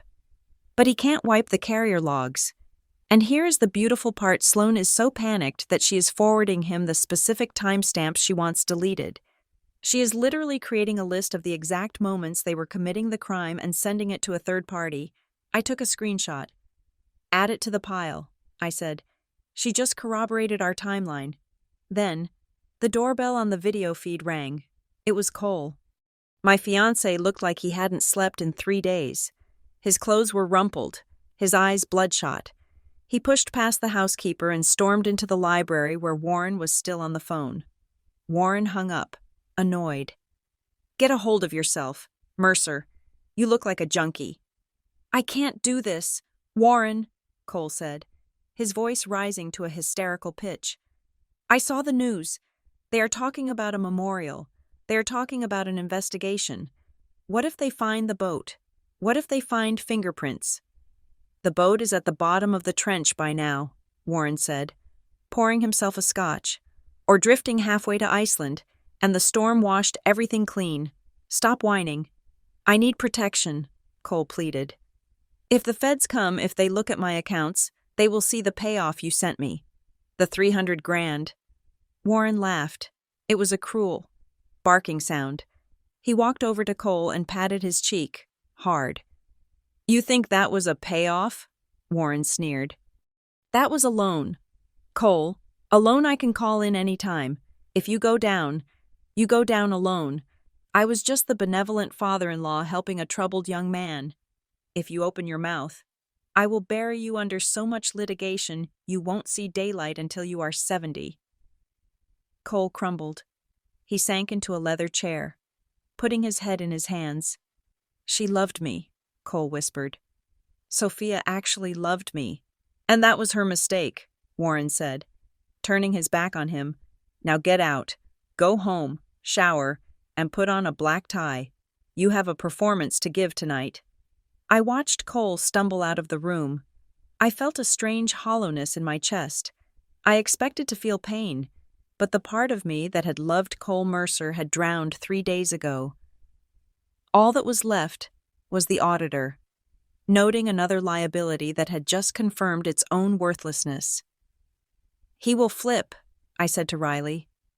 The moment the pressure hits him, Cole will fold. He is our witness. But Warren wasn't done. At 4 p.m, 4 hours before the gala, Warren made one last call. This time, he didn't use the landline. He went out to the garden, standing by the rose bushes, and pulled a prepaid burner phone from his pocket. We almost missed it. If I hadn't invested in the high-gain directional microphone for the exterior feed, we would have seen only a silent movie. Vargas, Warren said into the phone. I froze. I knew that name. In the logistics world, Vargas was a rumor, a cleaner who operated out of the container yards in New Jersey. He made problems disappear cargo, unions, people. I need a contingency, Warren said, his voice low. There is a 0.1% chance she survived. The currents are unpredictable. He paused, listening. If she turns up, Warren said, snapping the head off a rose as he spoke. If she washes up on a beach, or if a fisherman finds her, I don't want a hospital call. I want it finished. Make it look like succumbing to injuries. 200,000. Half now. Riley gasped. He is ordering a hit, an active hit. I stared at the screen. The man who had raised me, who had taught me to tie my shoes, was standing in his garden ordering my execution just in case the ocean hadn't done the job properly. We need to send this to the FBI, Riley said, her hand hovering over the send button on our evidence file. Wait, I said. I opened another tab on the laptop. I accessed the secure portal where I had submitted the anonymous tip 2 days ago. I checked the status of the investigation into the shell companies connected to Warren. There was a flag on the file. Active surveillance. Look, I pointed to the screen. The account Warren is transferring the half-now payment to the FBI has had that account tagged for months. Vargas is already under investigation for racketeering. I smiled, and it was a cold, terrifying thing even to me. Warren just wired $100,000 to a federal wiretap target. I said, he didn't just order a hit. He just handed the FBI the direct link between his bank account and a known contract killer. So they will arrest him. They will be watching, I said. They are waiting for the gala. They want to see who else is involved. They want the whole network. I stood up. The sun was beginning to set. The sky was turning a bruised purple, similar to the color of the storm that had taken me. It is time, I said. I went into the small bedroom. On the bed lay the black dress. It was a high-necked, long-sleeved sheath of matte silk. It was severe. It was not a party dress. It was a mourning dress. But not for the dead. It was for the living who were about to wish they were dead. I stripped off the sweatpants and t-shirt. I looked at myself in the mirror. My body was a map of violence. There was a massive purple bruise on my hip where I had hit the deck. My arms were scratched. My lips were still cracked from dehydration. I reached for the foundation bottle to cover the bruise on my temple. Then I stopped. No, I whispered. I put the makeup down. I brushed my hair. But I didn't style it. I left it slightly wild. The salt damage still visible in the texture. I put on the dress.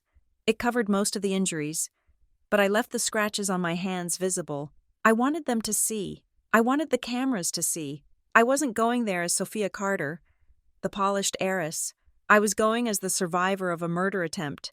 I walked out into the living room. Riley was waiting, holding the car keys. She looked at me and teared up. You look, she struggled for the word, like a ghost, I suggested. Like a warrior, she said. We got into the gray sedan. The drive to Breakwater Cove took 45 minutes. As we got closer, the traffic thickened. Limousines, Bentleys, and Rolls-Royces were lined up along the coastal road, all heading to the Carter estate. The press vans were there too. I saw the satellite dishes of the national networks. Warren had done a great job. He had turned my funeral into the social event of the season. Riley pulled the car into a service road that ran behind the estate, a route used by caterers and florists. It was unguarded. Warren never paid attention to the back door. "This is it," Riley said, her hands gripping the steering wheel. She was shaking. "Sophia, they have security. If Warren sees you, if Vargas is there—" "Vargas isn't here," I said. "He is looking for a body on the beach, and Warren won't touch me. Not tonight." "Why are you so sure?" "Because the eyes of the world are on him," I said. "He is a narcissist. He can't commit a crime in the spotlight. He will be paralyzed." I reached into my bag and pulled out the final envelope. It wasn't cream-colored like the trap document. It was a simple, manila folder.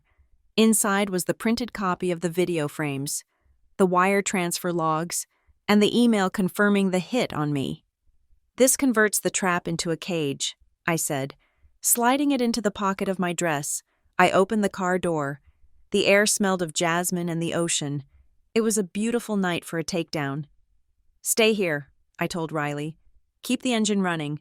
If I'm not back in an hour, or if you see police cars with lights and sirens, you drive away, you go to Marcus Thorne, you give him the drive." "I will wait for you," Riley said. I walked toward the house. I could hear the music, a string quartet playing something somber and expensive. I skirted the edge of the garden, sticking to the shadows. I saw the tent set up on the great lawn. It was magnificent. White lilies everywhere, crystal chandeliers hanging from the canopy, hundreds of people in black tie, holding champagne, murmuring polite nothings. At the front of the tent, a stage had been erected. A giant portrait of me, a photo taken for a magazine profile 3 years ago, looked out over the crowd. I looked happy in the photo, unaware. Warren was on the stage. He was adjusting the microphone. He looked somber, dignified.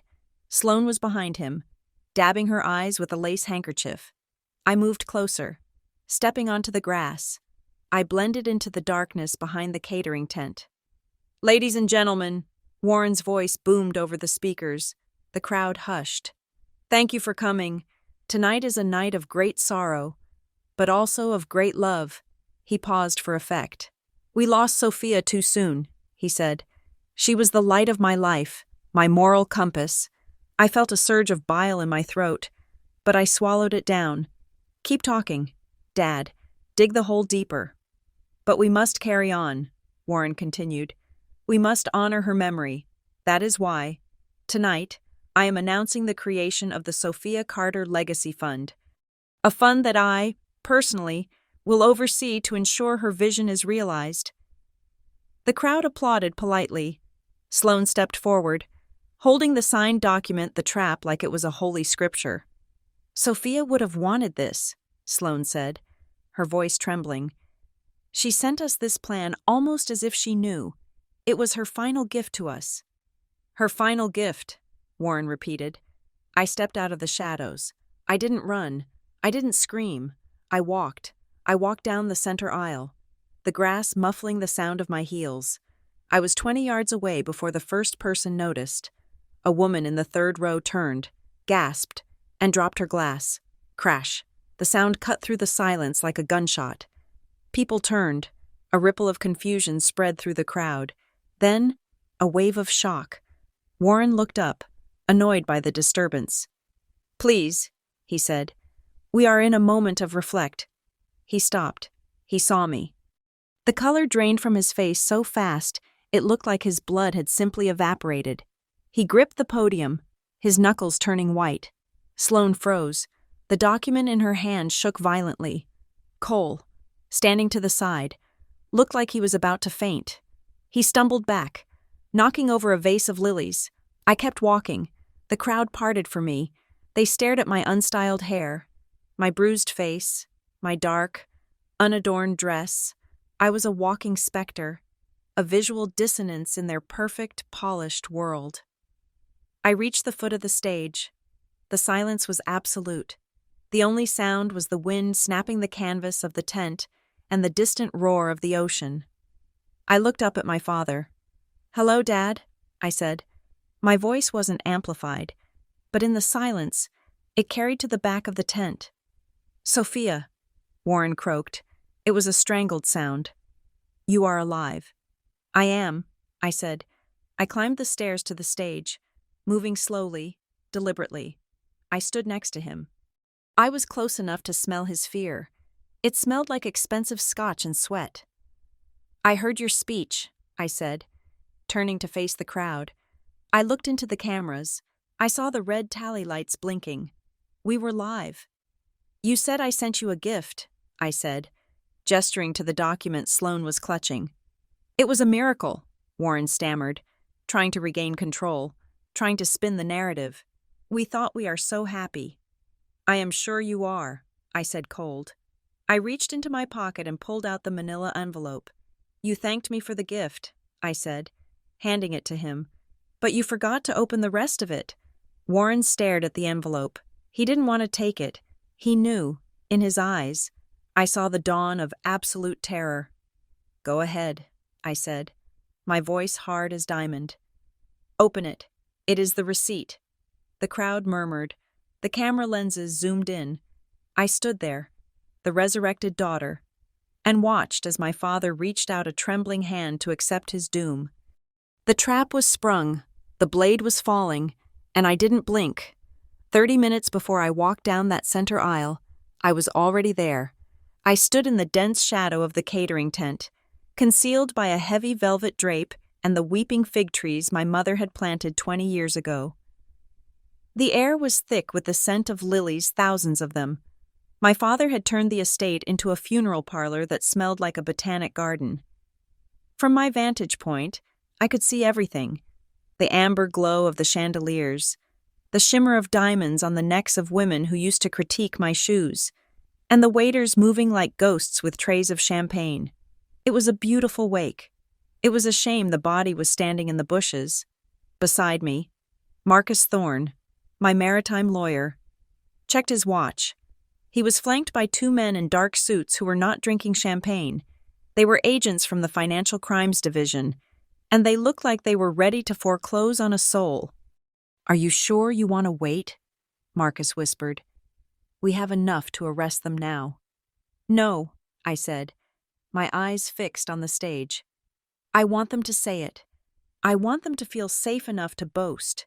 That is when they will make a mistake." I adjusted the earpiece in my left ear. Riley was in the car, monitoring the directional microphones we had planted near the podium earlier that afternoon. The audio feed was crystal clear. On the stage, Warren was approaching the microphone. He looked the part of the tragic king. His suit was black, his tie a somber charcoal. He held a glass of water, his hand trembling just enough to suggest grief, but not enough to spill a drop. "Friends," Warren said. His voice caught in his throat, a perfect, practiced hitch. "Family, partners." The crowd quieted. The only sound was the distant crash of the ocean against the cliffs, the same ocean he thought I was rotting in. "We are here to celebrate a life that was cut tragically short," Warren continued. "Sophia was the conscience of this family. She was devoted. She was kind. She was everything I aspired to be." I felt a cold smile touch my lips. Devoted. That was the word he used for dogs he wanted to put down, but couldn't bring himself to shoot. "She worked tirelessly," Warren said, looking up at the sky as if expecting a dove to descend. "And even in her final days, she was thinking of us. She was thinking of the company.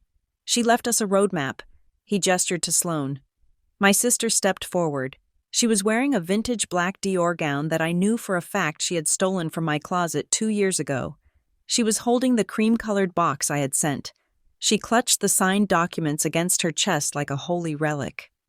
"This," Sloane said, her voice wet with tears that stopped exactly at her jawline. "This is Sophia's legacy. The Sophia Carter Memorial Fund. She sent this to us. She must have mailed it right before the trip. She wanted to make sure we were taken care of. She held up the papers. The crowd oohed and awed. I saw the flashbulbs pop. With this fund, Sloan announced, we will ensure that Wexler Logistics remains strong. We will protect the future she built. She was waving her own death warrant in the air. And she thought it was a winning lottery ticket. But then, the rhythm of the play broke. A man in a gray suit pushed his way through the crowd near the stage. He wasn't a guest. He was carrying a briefcase and wearing the distinctively tired expression of a man who works for a bank on a Saturday night. It was Mr. Vance, the senior risk officer from the lender holding the note on Warren's massive, secret loans. I watched Warren's eyes flick to Vance. He smiled. A tight, nervous twitch. He clearly thought Vance was there to offer condolences, or perhaps to celebrate the liquidity the new fund would bring. Warren stepped away from the podium, covering the mic with his hand. The directional microphone picked up everything. Vance, Warren hissed, this is a private memorial. We can talk business on Monday. We need to talk now. Mr. Carter, Vance said. His voice was low. But Riley boosted the gain in my ear. Our system flagged a document upload on the trust server an hour ago. A liability assumption agreement signed by you and your daughter. Yes, the new fund, Warren said dismissively. It clears the collateral issues. You will get your money. Actually, Vance said, opening his briefcase, it does the opposite. By signing that document, you personally assumed liability for the historical ledger. And since the ledger shows a $12 million gap in operating capital, the bank is exercising its right to immediate foreclosure. I am here to serve you the papers. Warren, we are freezing the assets at midnight. Warren turned pale. You can't do that. My daughter, she is dead. And her signature on this waiver is quite alive, Vance said, handing him a thick envelope. My condolences. Vance walked away. Warren stood there, holding the foreclosure notice, his face a mask of absolute shock. He looked at Sloan. Sloan looked confused. Then Cole approached them. My fiancé had been drinking. I could see the sway in his stance from 50 feet away. He walked up to Warren, oblivious to the bomb the banker had just dropped. Warren, Cole whined, his voice slurring. I need to go. The reporters, they keep asking about the railing. They asked if it was slippery. I almost puked. Shut up. Cole, Warren snapped. The grief mask was slipping. The predator was surfacing. I can't do it, Cole said, louder this time. People in the front row were starting to glance at them. I keep seeing her face. Warren, I keep seeing her hit the water. What if she didn't drown immediately? What if she suffered? Warren grabbed Cole by the arm, digging his fingers into the bicep. She is dead. You idiot, Warren growled. It was a low, guttural sound, but the microphone caught every syllable. She is fish food, and if she wasn't, if by some miracle she survived. Warren leaned in close, his face twisted into a snarl. If she is alive, I will make her disappear again, permanently. Now pull it together, or I will let Vargas loose on you. Gotcha. I looked at Marcus Thorne. He nodded. We had the threat on tape, but the final nail came from Sloan. Sloan grabbed Cole's other arm, trying to pull him away from the edge of the stage. Stop acting like a child. Cole, she hissed. It is done. We won. Just drink your scotch and shut up. You didn't seem so worried when you were helping us mix the sedative in her champagne. The air in the garden seemed to freeze. Cole stopped struggling. He looked at Sloan, his eyes wide. I didn't mix it, Cole shouted, his voice cracking. You did. You handed me the glass. You said it was just enough to knock her out. I said it was enough to make her fall, Sloan shrieked back. Forgetting the crowd. Forgetting the microphones. You were the one who threw the tender overboard to make it look real. You were the one who said we had to wait until the storm hit. The silence that followed was heavy, suffocating, and absolute. The string quartet stopped playing. The waiters stopped moving. 300 of Breakwater Cove's elite stood frozen, their champagne glasses halfway to their mouths. They had heard it. They had all heard it. Sloane clamped her hand over her mouth, her eyes darting around the tent. She realized, too late, that she wasn't in the privacy of the yacht's cabin anymore. She was on a stage, and the house lights were up. Warren looked at the crowd. He looked at the cameras. He opened his mouth to speak, to spin a lie, to claim it was grief-induced hysteria. "It is the grief," Warren stammered. "My children are distraught." That was my cue. "They certainly look distraught, Dad," I said. I stepped out of the shadows of the catering tent. The darkness seemed to cling to my black dress for a moment, before the stage lights caught me. I walked onto the grass. The sound of the crowd was a collective intake of breath, a gasp that sucked the oxygen right out of the tent. Warren saw me first. He dropped the foreclosure papers. They scattered on the stage like white feathers. "Sophia," he whispered. It wasn't a question. It was a plea for it not to be true. I kept walking. I didn't look at the crowd. I kept my eyes locked on the 3 people on the stage. My family. Sloane screamed. It was a short, sharp sound of pure terror. She stumbled back, tripping over the hem of her stolen dress, and fell hard onto the stage floor. Cole just fell to his knees. He started sobbing, his hands covering his face. I walked up the stairs. My heels clicked on the wood. Click, click, click. The sound of a clock running out. I stopped at the podium. I stood next to my father. He smelled of sweat and fear. He was trembling so violently that the water glass on the podium rattled. I reached out and took the microphone from the stand. I looked at the camera. I looked at the stunned faces of the guests. And then I turned to Warren. I reached into my pocket and pulled out the small velvet box that held the flash drive, the digital key to their destruction. I held it up. "You accepted my package this morning," I said, my voice calm, amplified, filling every corner of the estate. "You signed the papers. You accepted the liability. You toasted to my legacy." I placed the flash drive on the podium next to the scattered foreclosure notice. "Thank you for accepting the gift," I said, smiling the same cold smile I had practiced in the mirror for 2 days. "Now, let's get to the unboxing." The silence in the garden was absolute. It was the kind of silence usually reserved for the moment a jury foreman stands up to read a verdict. I stood at the podium, looking down at the man who had been my father, the woman who had been my sister, and the stranger who had been my fiancé. They were huddled together on the stage, a tableau of guilt illuminated by 1,000 watts of theatrical lighting. Warren was the first to move, his survival instinct, honed by decades of corporate warfare, kicked in with a desperate, jerky rhythm. He forced a smile onto his face, though it looked more like a rictus of pain. He took a step toward me, opening his arms as if to embrace the daughter he had ordered a hit on just 4 hours ago. "A miracle!" Warren shouted, his voice cracking. He looked at the cameras, desperate to regain control of the narrative. "Do you see this, my daughter? She is alive. It is a miracle from God." He lunged to hug me, hoping to whisper a threat in my ear, hoping to squeeze me into silence. I stepped back. I did not flinch. I simply held up a hand, palm out, stopping him in his tracks. "A miracle is surviving a storm. Warren," I said, my voice amplified and crystal clear across the lawn. "This is not a miracle. This is a consequence." The crowd gasped. Warren froze.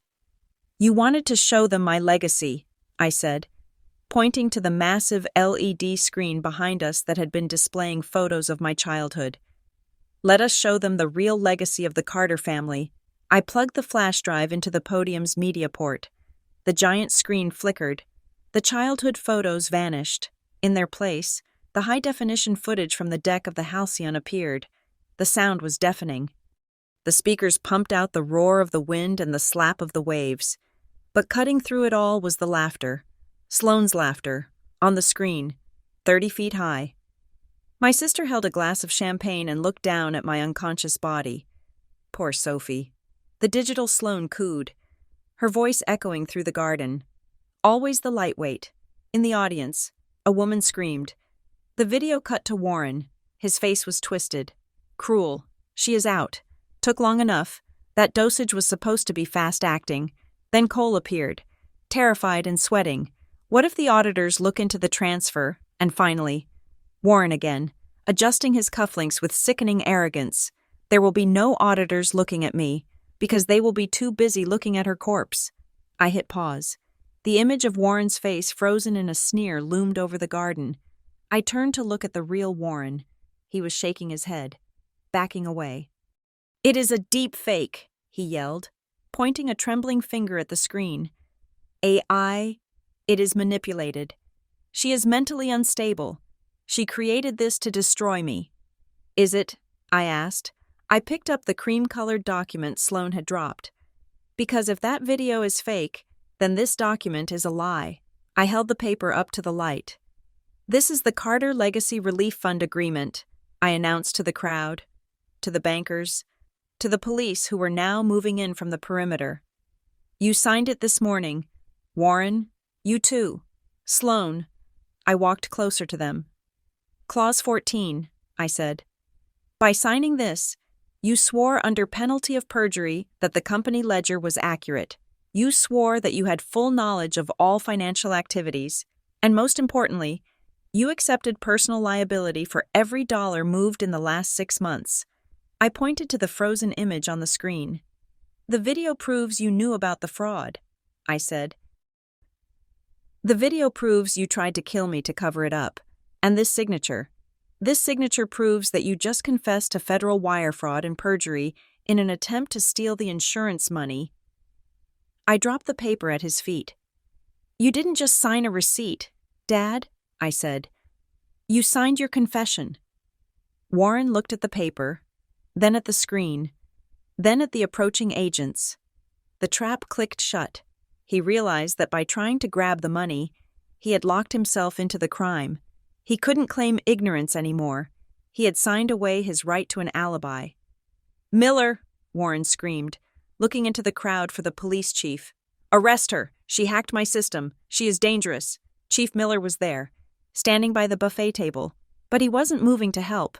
He was staring at the 2 men in dark suits walking up the aisle the federal agents Marcus Thorne had brought. Miller knew the food chain. He turned his back on Warren and started intently examining a shrimp cocktail. Warren was alone. "Mr. Carter," the lead FBI agent said. Stepping onto the stage, he didn't shout. He didn't need to. "I am Agent Miller, no relation.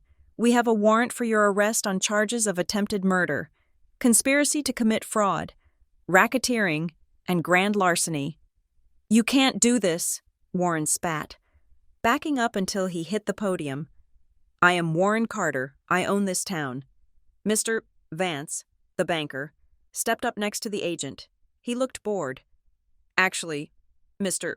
Carter," Vance said, checking his tablet, "as of 2 minutes ago, when the default clause on your loans was triggered by this evidence of fraud, the bank owns this town, or at least, this estate. We are freezing all assets, your credit cards, your accounts, even the gas card for the limousine. It is all gone." Warren slumped. The fight went out of him like air from a punctured tire.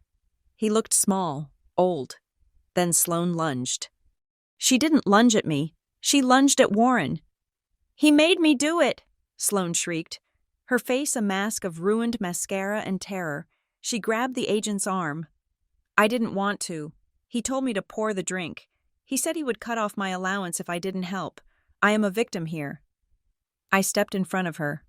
"A victim?" I asked quietly. "Yes," Sloan cried, pointing at Warren. "He is the monster. I just wanted to go home." "Really?" I asked. "Because 10 minutes ago, right here on this stage, you told Cole that you were the one who mixed the sedative. You bragged about it. You said it was just enough to make her fall." Sloane's mouth opened and closed. She looked at the crowd. 300 witnesses were staring back at her with expressions of pure revulsion. "And," I added, "you just texted a data scrubber to wipe your phone logs from that night. We have the screenshots. Sloan, victims don't destroy evidence." Sloane let out a wail that sounded like a dying animal and collapsed onto the stage, burying her face in the tulle of her stolen dress. That left Cole. He was on his knees, weeping. He looked up at me, his eyes pleading. "Sophia," he sobbed. "Please, you know me. You know I love you. He threatened me. He said he would ruin my career. I didn't want you to die. I threw the tender over so maybe you would find it." For a second, the crowd seemed to soften. He played the part of the tortured lover well. I looked at him. I felt a pang of pity. But it was distant, like looking at a roadkill. "You didn't throw the tender over to save me, Cole," I said. I pulled out my phone and held it up to the microphone. I played the audio file Riley had isolated from the video. $300,000. Cole's voice played from the speakers, clear and greedy. "That is the deal. Warren, you clear my debt, and I will help you carry her. But I want it in cash." The recording ended. "You didn't do it for love," I said to the man kneeling before me. "You did it for cash. You sold my life for the price of a mid-sized condo." Cole put his head down on the floorboards and did not look up again. The agents moved in. They handcuffed Warren first. He didn't fight. He just stared at me with dead eyes. They handcuffed Sloane, who kicked and screamed, cursing me, cursing Warren, cursing the world. They handcuffed Cole, who had to be dragged to his feet as they were led away, down the center aisle. Through the sea of white lilies and shocked faces, the flashbulbs went off like a strobe light. It was the photo op Warren had wanted, just not the one he expected. I stood alone on the stage. I looked at the crowd. These were the people who had eaten at our table, drank our wine, and whispered about us behind our backs. They were waiting for me to speak. They were waiting for me to claim the victory, but I had nothing to say to them. I turned to Marcus Thorne, who was standing by the stairs. I nodded. "Shut it down," I said. I walked off the stage, past the cameras, past the bankers, and into the darkness of the back garden where Riley was waiting. She was crying, but she was smiling. "It is over," she said. "Yes," I said, taking a deep breath of the salty air. "It is over." The fallout was swift and brutal, with the evidence we provided. The investigation took weeks, not years. Warren, Sloane, and Cole were denied bail flight risks, the judge said, citing the offshore accounts I had flagged. The foreclosure was total.